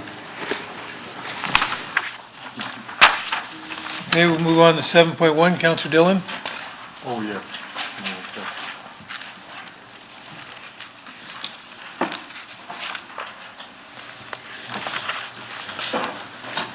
Who am I speaking to? Depends who you're asking a question. Yeah. So the question, I just have a few questions actually. I was able to read over the report and just some questions for some clarification. On 7.1-2 in the last paragraph of background, it states that several of staff's comments were addressed in the version of ROPA. ROPA's brought to the regional council in October, including the removal of proposed airport employment hub in prime employment area designations. I was just wondering if you can just clarify what that means. Through you, Mr. Chairman, the initial versions of the draft ROPA had somewhat of a complicated designation in the regional plan. For instance, the airport employment hub that extended all the way past here Ontario Street in Beauvais. We really felt that was not really relevant. Right. So we asked them to sort of be a little more realistic in terms of the designation and the extent of it. Okay, so the employment hub, airport employment hub extends all the way to Beauvais and here in Ontario, I guess. Through you, Mr. Chairman, the designation that they had proposed really wasn't relevant. I mean, they had covered it in another way, and so I think it sent the wrong message, to be quite frank with you. Can we, like, for example, have we been given this information? Is there a report? Can we get it just so we can get read up a little bit more detail? So if I can see a map of where this extends to? Through you, Mr. Chairman, we can provide it offline to you. Oh, yeah? Yes. Okay, thank you. But just to close a loop on that question, through Mr. Chairman, those lands are still employment lands. Yeah. It's just the label that the region put on them in the draft ROPA didn't seem appropriate, but they're still employment lands, and they've been reflected in the current version of the ROPA. Right. Second question, on 7.1-3, under population and employment forecasts, it states, I think this is, everybody's aware that the allocation for employment is about 38%. This is lower than the 40% activity rate that was in the June 2016 council resolution. Who's in the there was a working group they were talking about, the intermunicipal working group. And so it says staff advocated through them. Is it just staff part of this group, or is there any council members part of this group as well? So, through the chair, that is a staff level group. But I do want to point out some recent language that the region has included when it comes to the population allocation in the draft ROPA, and it specifically says that they will work with local municipalities to achieve a broad range of long-term growth management objectives, including an employment activity rate in Brampton of 40%. So that dialogue is ongoing. As I'm sure you can appreciate, this is very much a numbers exercise, taking a provincial allocated population to the region and trying to allocate that. So the one thing I really want to impart with council is that as much as this is an aspirational number and we should work towards that, the more important work is getting council to support things like our economic development strategy, and when planning staff are working on files that bring jobs to the city, appreciating that that is a priority file and things like that. So to answer your question shortly, it is a staff working group, but we've been very successful, I think, in working with the region to get those numbers tweaked. Yeah, so I do understand that, I think the region appeal has said 38%, we're pushing for 40% regardless. This is just for my own information. I'm just curious. Why, and I guess this also comes to the regional representation issue, but why is Mississauga or any other municipality other than Brampton and Peel's steadfast on us not reaching 40, that they want it dispersed in a different manner? Why hasn't, like, why can't we get 40% there officially? We're striving towards it, but what's the pushback on it, and who's doing the pushback? Well, it really is, again, through the chair, a numbers exercise. When you look at our current activity rate, which is around 32%, to get even to 38 is a significant shift in the balance between the three municipalities in Peel. So I don't want to say it's horse trading, but it is a bit of a negotiation, and they're trying to balance off the existing land uses, infrastructure, all those elements that drive planning decisions. So I think this is actually a fairly good news story for the city of Brampton. So we're getting to where we need to go, essentially. Through the chair, I think this also offers more flexibility than we've seen in the past about ranges of activity rates. Right. Okay. Just a couple more questions. The land budget.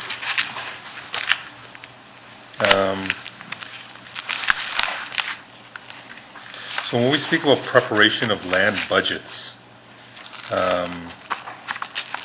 what does this mean per se? Does this relate to employment lands, or what does it mean exactly?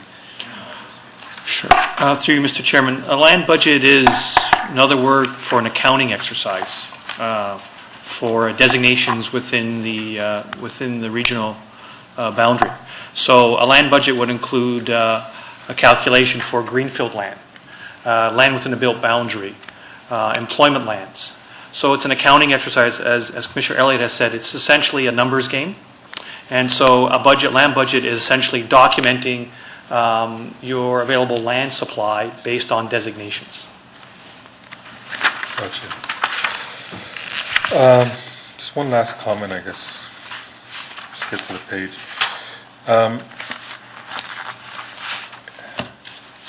Going forward, because I'm reading in this, I don't know where I made my notes, so I'm just going to ask without reading it. So when the city currently is mandated to do a MCR, when there's a conversion of employment lands to anything else, any other designation, and from what I understand, the new provincial rules give the upper tier a little bit more input into that, or can they overrule a decision that city makes, or does that decision have to come now from the Peel region? Through the chair, so as of last summer, those regulations were changed, and now that decision has to rest with the upper tiers of government. So we would have to go through the region to get that type of approval to take employment lands out of their designation if they're currently designated as employment lands. So last question, in all of this, or wherever we're headed with all of this, in any remaining lands that need to be zoned or designated or planned for, how much input will the region have input in that? For example, will they have input in, for example, you talk about land budgets, and I'm assuming there's employment involved in that. Can they tell us, listen, we need this much employment land? Will they be telling us how much employment land we need? Or will they be perhaps commenting or even overruling any decision we make? Through you, Mr. Chairman, in identifying the forecast, preparing the forecast, one of the assumptions is available land supply. So the amount of available land that remains in Brampton to accommodate employment has been part of that assumption used to generate the forecast on employment and jobs. So that number has been inputted into the model that was used by the consultant in preparing the forecast for the region. So, but what I'm saying is, will they have input going forward? Like they decide on, like I guess they'll be the person, the level doing, responsible for the MCR. But in terms of planning going forward, will they be part of a decision? Through you, Mr. Chairman. Or is it strictly the city? No, as Commissioner Elliott has identified, as of July 1st, the landscape and planning has changed significantly in Ontario. So the regional government now is essentially in charge of undertaking the municipal comprehensive review, which is a sort of a catch-all, which includes employment conversions and urban boundary expansions. So we'll have to work with the regional government to essentially, first of all, identify the quantum of employment land, and then identify its location, because that will have to be translated into the regional plan too. So it is very much a cooperative process that we're entering into. They have the final say. Yeah, so they have the final say, what I've been told. And so I guess... That's what you're not getting to. Yeah, I'll finish by saying I think this is and hopefully we can have more discussion on it, why we need more representation at Regional Council. Thank you. Thank you, Councillor Dillon. Okay, can you move that report then? Yep. All in favor? Receipt. Thank you. Carries. Item 7.2, Councillor Bowen, you pulled this one? Yes, through you, Mr. Chair. I've got a question on 7.2-4. Now, this is to do with the Central Area Community Improvement Grant. And what it states is that in this regard, staff recommends that new buildings or additions under 15 years of age not be eligible unless they have demonstrated that the space in question has been vacant for a period of 2 years. Is that in effect saying that a building could be 3 years old and they've leased all the other sections of the building except the lower unit and or the lower level, it's been vacant for 2 years, so now this 3-year-old building is eligible for the grant? Through the chair, that's the correct interpretation of this. The intention is that newer buildings, and we put in the clause of 15 years or less, would have to demonstrate that that particular space was empty for a period of time. If the building was older than 15 years, that provision wouldn't apply. Mm-hmm. So basically, we're almost incentivizing a building owner with a new building not to do anything with the bottom level of his building for 2 years to get a grant from the city. Is that my understanding? Through the chair, staff took the position that any vacant space for that duration of time is actually a detriment to the downtown, so we would really like to encourage that. We didn't feel that any landowner would deliberately leave something vacant for that long. So what we did is we took a number that we thought was reasonable and realistic to say, after that period of time, this is really an economic development initiative to help foster activity in the downtown. Okay, because I don't think that 2 years is long enough for it to be vacant, to be perfectly honest with you. I would say 5 years. If the thing has been vacant 5 years, then maybe the city gives them that opportunity for an improvement. But I can't agree with that 2 years is a long enough time period for that. So I don't know whether we send that back to have you guys look at that again, or Alan? So through you, Mr. Chair, we anticipated that there would be some dialogue relating to the number of years that would qualify for the grant monies based on the duration of a vacant period. We believe that 2 years could be a reasonable amount of time, understanding that we don't want storefronts in the downtown to be vacant for too long. So the balance is, or the question is, rather is, well, what is that magical number? Understanding all of the considerations that we are. So the 2-year reference that is really recommended at this point in time, staff do not feel that really that is the only amount of time that really would be the reasonable period. So we would be open to hearing from committee as to really the amount of time you believe would be appropriate in that way. Okay. Can I ask through you, Mr. Chair, do we have statistics or any numbers of buildings that would have had vacant areas in them for the past 2 years? Do we know that number at all? Or historically, for example? Through you, Mr. Chair. So generally, staff does not have key, accurate information relating to all the vacancies at this point in time. So rather, we identified the period and really this strategy, without having some hard numbers available to us at this point in time. Okay, so what you're saying is you'd be open to us having more input on that time period. Mr. Clerk, does that need to be a motion that we remove that 2 years from there and change it, or we take the 2 years out total, or we change it to, say, 5 years. Through you, Mr. Acting Chair, either of those would require an amendment. So you'd be amending staff recommendation 2, Roman numeral 1. Okay. So we could theoretically take the number of years out, and it would be up to council's discretion at that point, whether 3, 5, whatever? Or would you, or, well, I'll let Acting Chair Gibson speak. I see he's on the board as well. But I just think 2 years, setting a time period of 2 years is a little short in terms of the age of a new building, especially if, theoretically, if the building could only be 3 years old, for example. Yeah. Thank you. If I can just jump in on this one, I'm going to agree with Councillor Bowman, and I look at the George Street example, which is really the example that brought this forward because of that scenario.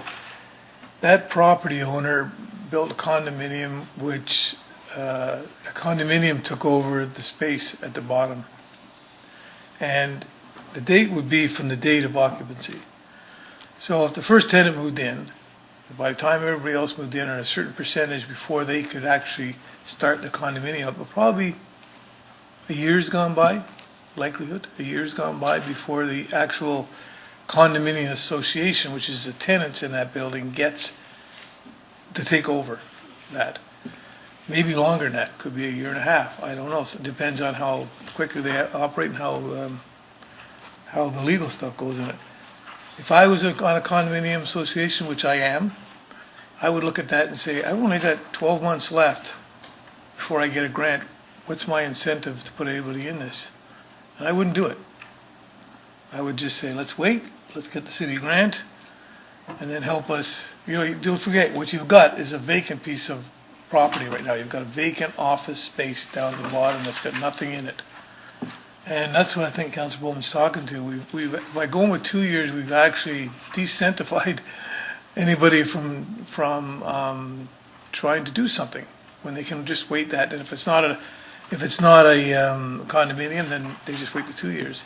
So I think it'd be reasonable to go to a longer time to do that. I like the 15-year part of it. I initially thought maybe it should be 25, but I kind of like the 15-year portion of it. But Councilor Bowman, if you wanted to make an amendment, you can make an amendment from that 2 years to whatever you want, and we take that vote on it. So I'll leave that up to you. Thank you, through you, Mr. Chair. I would certainly ask that for an amendment to say a minimum of 3 years.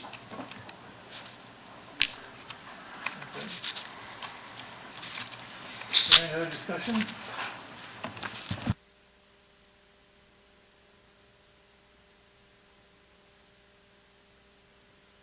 Thank you. I guess the staff, that magic bullet, I guess the benchmarking, right? So what happens in other municipalities and so on. And I think there's that economic rationale, because it reaches a point where the building owner, having it 2 years, 3 years, the economic impact is greater. And at what point is the tipping point? And I think that's what we're talking about. It's a little bit hard to decide what's the minimum, what's the maximum. Has there been consultations with sort of some of the business owners down, or some of the building owners, because there are specific issues that we do have in the downtown? Through you, Mr. Chair. So while I don't believe that we've had discussions with landowners, we have had discussions with our economic development staff. And so the economic development staff generally have been agreeable really with the report as we had put forward, understanding the balancing act of really not having vacant areas at grade for too long. So there's general buy-in with what we've identified here. That's not to say, though, that some modification as what is being contemplated now would be really not supported from the staff. I had the general understanding from economic development staff that something in this neighborhood, timeline-wise, would be appropriate.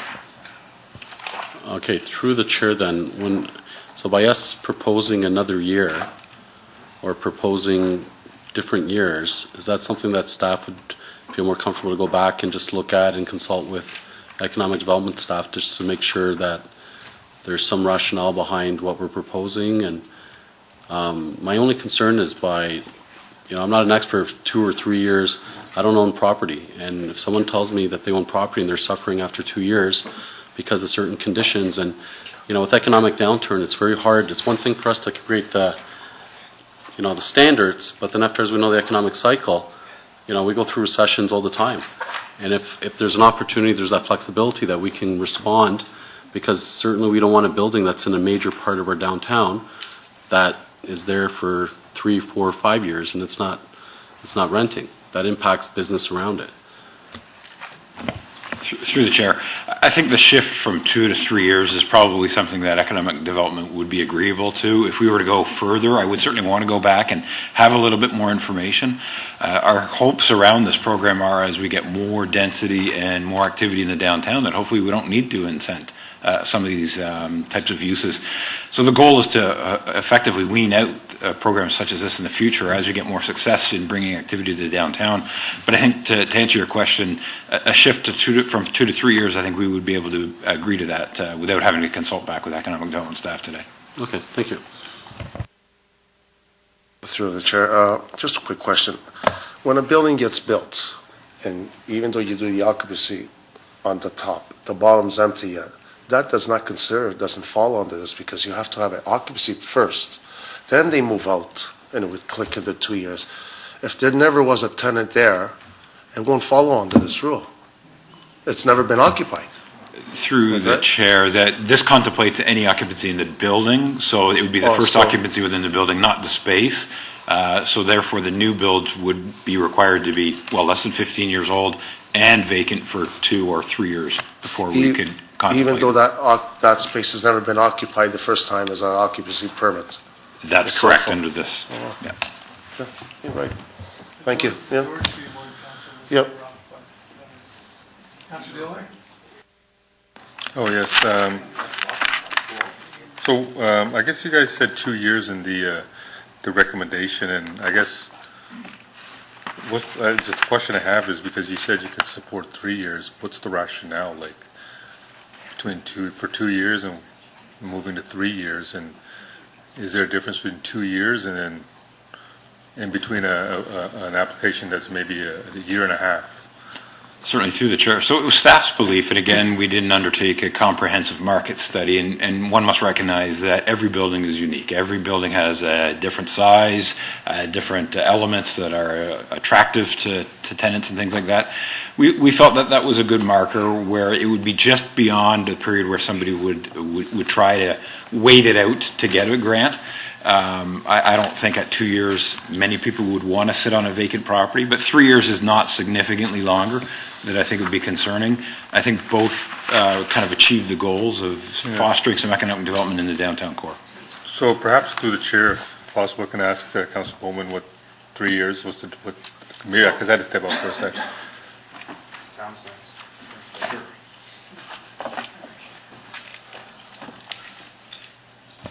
We're having glitches today with everything, by the way. That's why the screen was going off, and my microphone keeps going off too all the time. I think you can press this thing. Are you on? No, I'm on now. Yeah. Through the chair, what I was looking at, Councillor Dillon, was the possibility. Most of the buildings downtown Brampton right now are over 15 years. It's not going to be an issue. But in areas where we're going to get new buildings, the possibility of somebody putting up a building, having a building that's 3 or 4 years old, and then coming to the city to get a grant of $40,000, $50,000, it just doesn't make sense to me. I know that the economic impact statement says that we need that building occupied, but realistically, this improvement grant is for older buildings to make them look good, to retrofit them, to make them accessible, things like that. So that was the only reason I wanted to add that extra year, to take it away as a disincentive for a guy who's got maybe 8 months left of unoccupancy before he says, well, I don't have to put anybody in here, I'll just go and get 50 grand from the city now. So that was the reasoning behind it. Councillor Fortini. The chair, can we put an amendment only if the building has been occupied at least the first time, and then the people move out and it waits at 2 years? If it's never been occupied, it's an empty space. Of course he's going to, so just, they have to be occupied, and then they leave. Then would be considered maybe a 2 year. Yeah. There's no I think that might be contrary to the report, but I guess you could amend the report. Mr. Clerk, could you amend the report to say that? Through you, Mr. Acting Chair, I believe you possibly could. So we are putting another qualifier in terms of instead of 2 years, it's 3 years, but it's since initial occupation of the building. I'm trying to figure out a way to actually articulate what Councillor Fortini is saying. Occupied once. Or He's saying it couldn't have been vacant from the beginning, it would have to at least be occupied once. I guess what the underlying thing here is when we build in the downtown, we build in the Queen Street corridor, we are forcing these landowners to put this space in.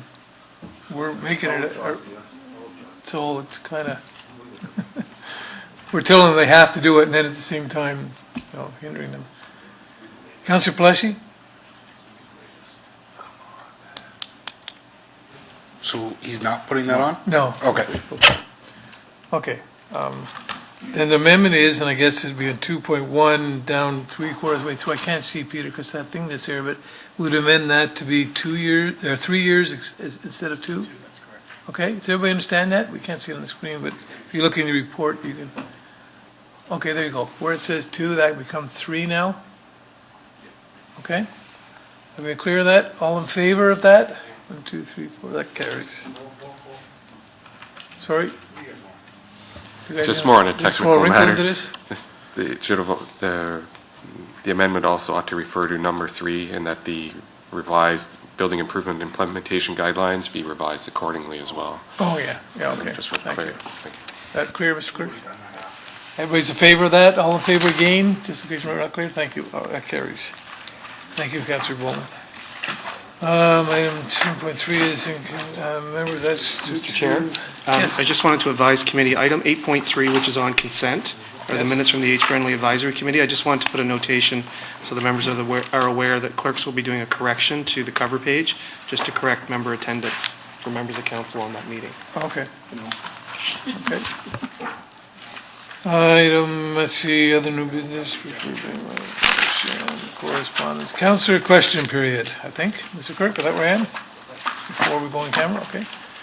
Councillor Miles.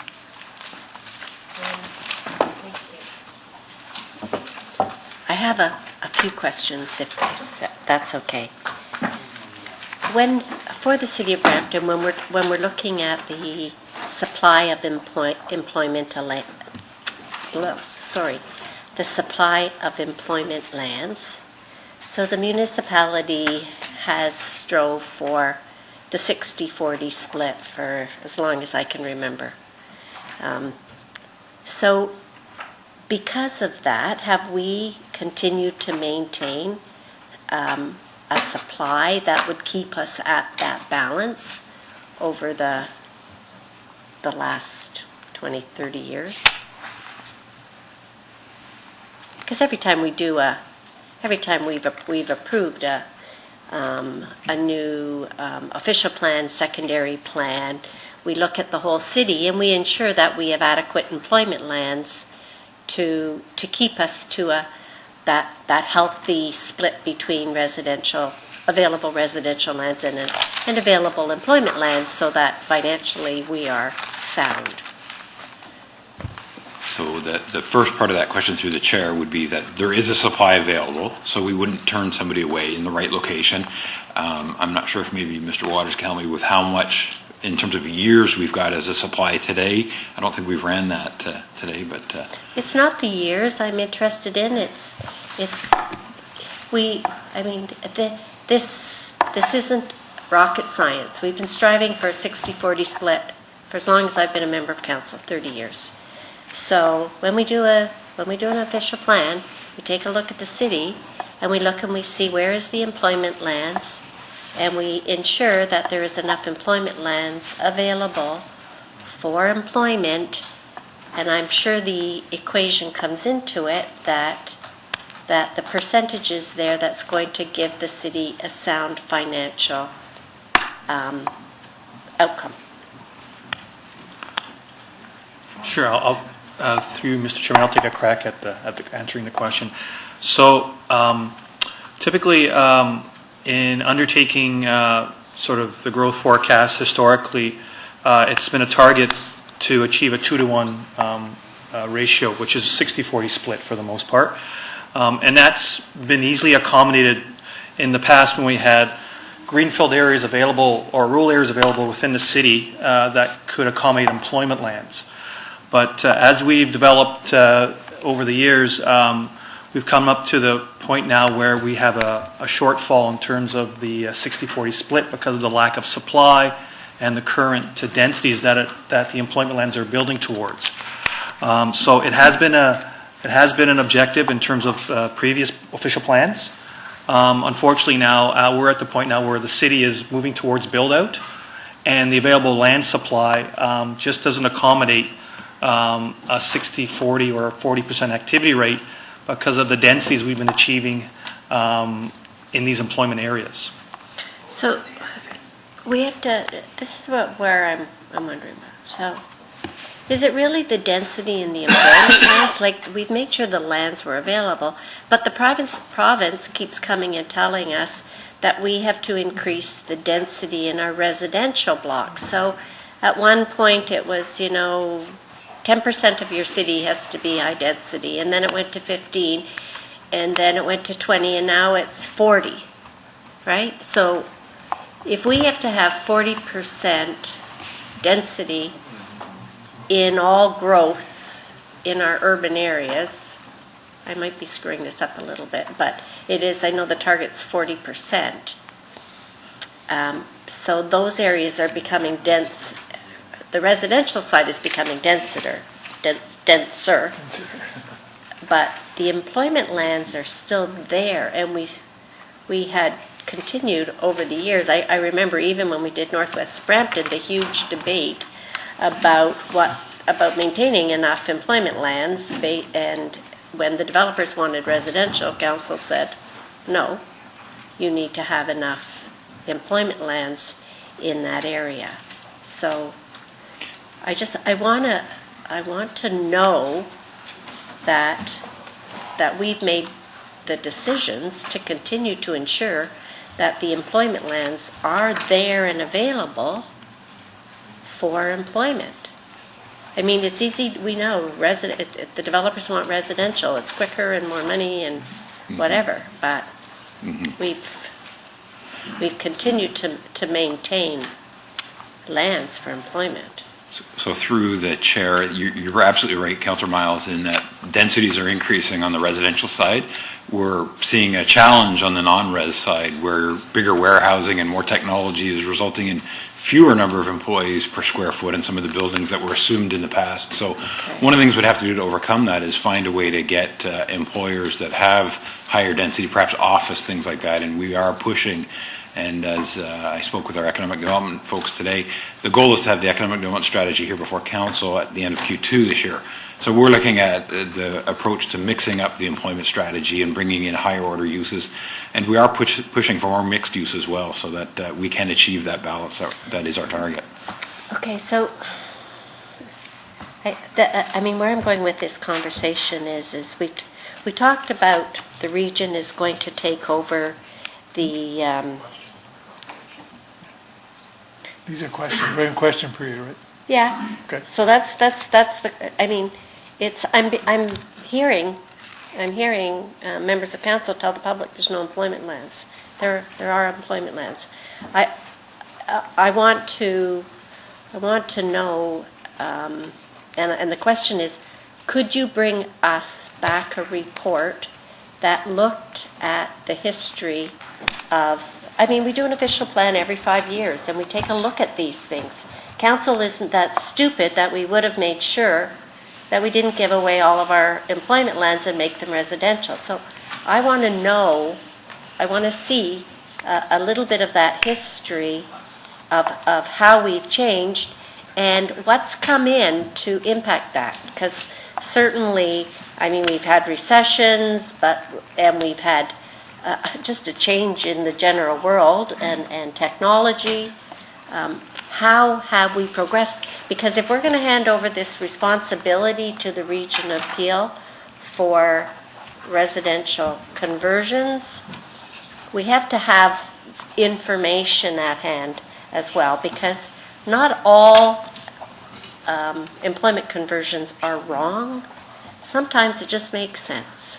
So how does I would like, the question is, could you please bring back, no, could you?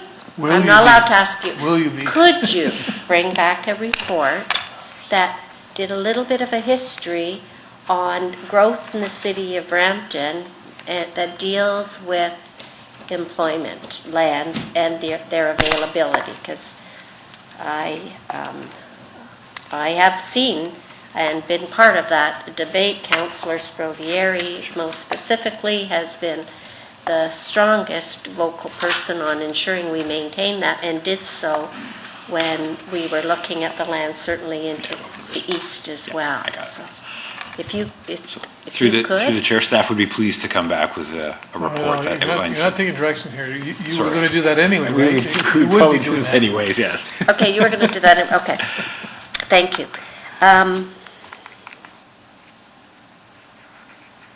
So here's another question. If we were going to, when we give people grants on the Central Corridor or downtown revitalization grants, I learned recently that we only do it for businesses. So if it's for a business, we don't give them for residential is what I'm trying to say. So if somebody comes in, they had a residence, they got a grant, but they haven't turned the property into a business, when does the city step in and say, hey, we gave you that money and it was for a business in the downtown, where's the business? And who does that? Through the chair, sorry, just for clarity, are we speaking about the improvement grant program that we were just speaking of in the previous report, or what incentive programs? There's a property on Highway 10 in Alexander that we gave a large grant to for them to do outdoor facade improvement, and they have never, they had an Aren't We Naughty there for a few months, and then Aren't We Naughty disappeared. So I want to know, is there a time frame, and who's monitoring that? Because there's no business in there, and there hasn't been for a long period of time. And they got a grant. Do you have the details on that? Details. Through Mr. Chair. So before the applicant receives the monies from the grant program, they do have to demonstrate that all the works are done.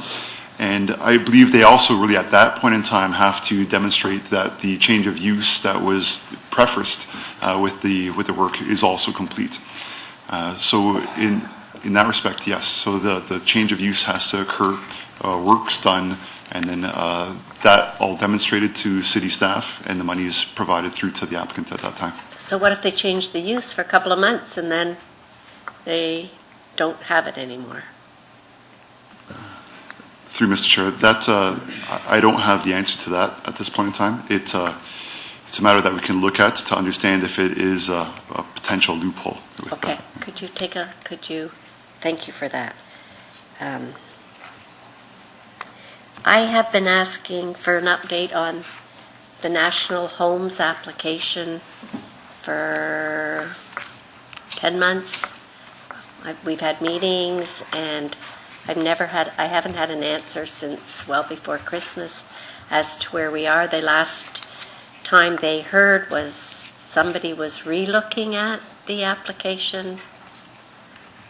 So through Mr. Chair, as it relates to the National Homes application on Humber West Parkway, staff has been in communications with Jason Pantalone. There are planners as well, Glenn Schnarr and Associates, to discuss some details on that application. Where I generally understand we are now, we have identified and are working towards resolution of issues. Like that application is appealed to the Ontario Municipal Board. So Who appealed it? They did? Yes, through Mr. Chair. Tired of waiting? The applicant has appealed that application to the Ontario Municipal Board, given the lack of decision on the matter. So We are in discussions with them towards identifying issues lists, resolving issues with the plan as well, and we're actively working with them at this point in time. We have met with them recently to put information through to them, and we're hoping that they're agreeable to a couple of changes with the plan at this point in time. Okay.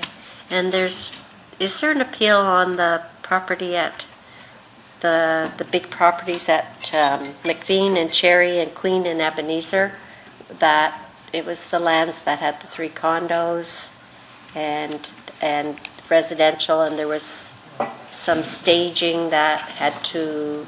Through you, Mr. Chair, Councillor Miles, if you can correct me, is it the Royal Pine Homes application with Marco Marcante from Royal Pine Homes that you're referring to? Is that the name, Pat, of those condos? Yeah, I think, I'm not sure. I can't remember the cross streets of Future Street. The question is there an appeal? Yeah.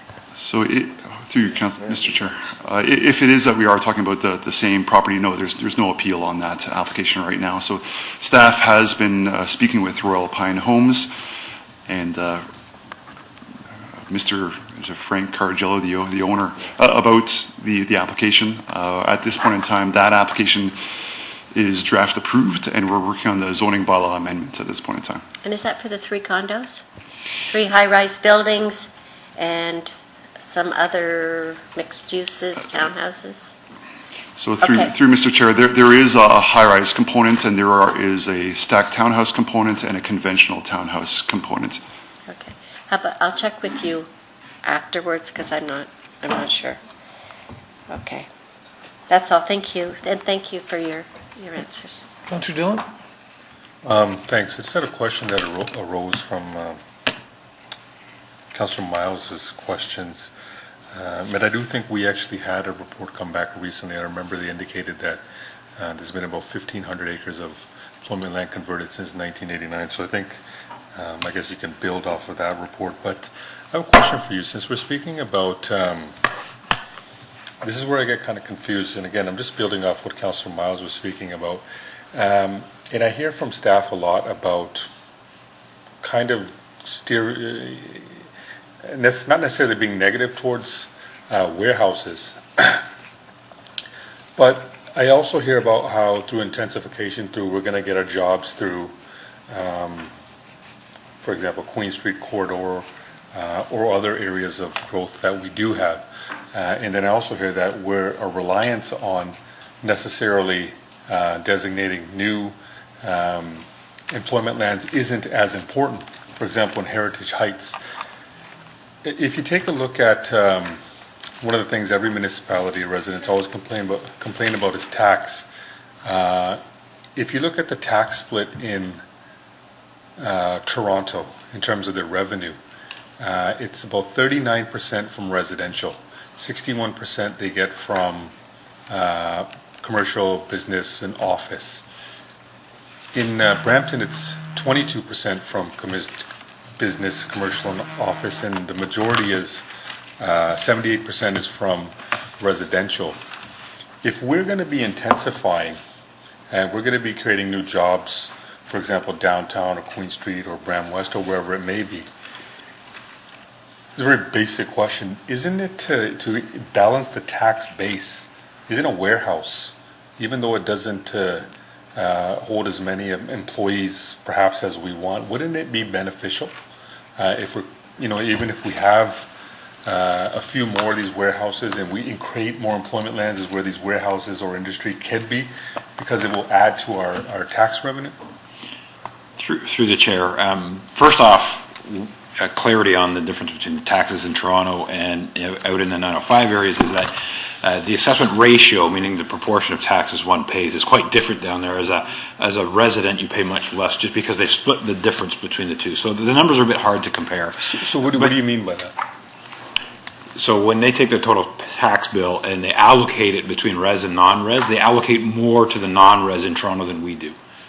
It's about 3 to 1 in terms of, that's why residential taxes are a fair bit less down there, because as a non-res taxpayer, you pay proportionately more down there than you do out in the 905 region. Right. That aside, though, I wouldn't suggest we've got an outright anti-warehouse campaign. What our concern is making sure that employment uses that are close to things like mobility hubs and transit areas are not that, because we want to make them successful areas. So we want to find higher order uses on areas that are of key significance to the city. So there are places for warehousing and things, but not along some of our key corridors and our transit hubs and nodes.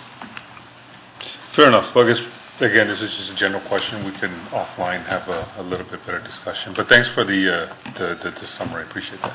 Councilor Fortini? Just a quick question through National Development there. How many, I know they put they put an application in at the OMB. How many other developers did that before the end of the year because they didn't know what the OMB was going to have go, and they could be grandfathered in? Yeah, through Mr. Chair. Yes, quite a number is right.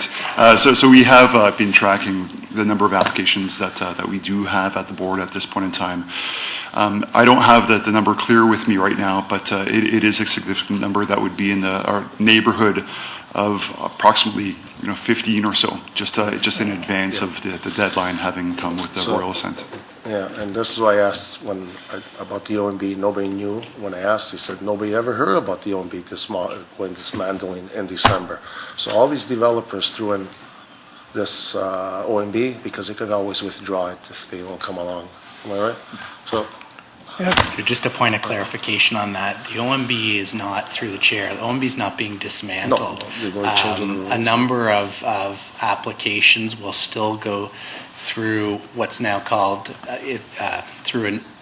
the local planning appeal tribunal is sort of the new name of the OMB, but a number of the applications will still go through the old process that the OMB has held for a number of years. But in respect of official plan amendments and zoning bylaw amendments, there are some changes coming to the process. So, and then in answer directly to your question around the appeals, Mr. Parsons may be right around 15. I suspect that would be just in respect of land holdings, which may have multiple applications associated with them, so the actual number of appeals would be higher.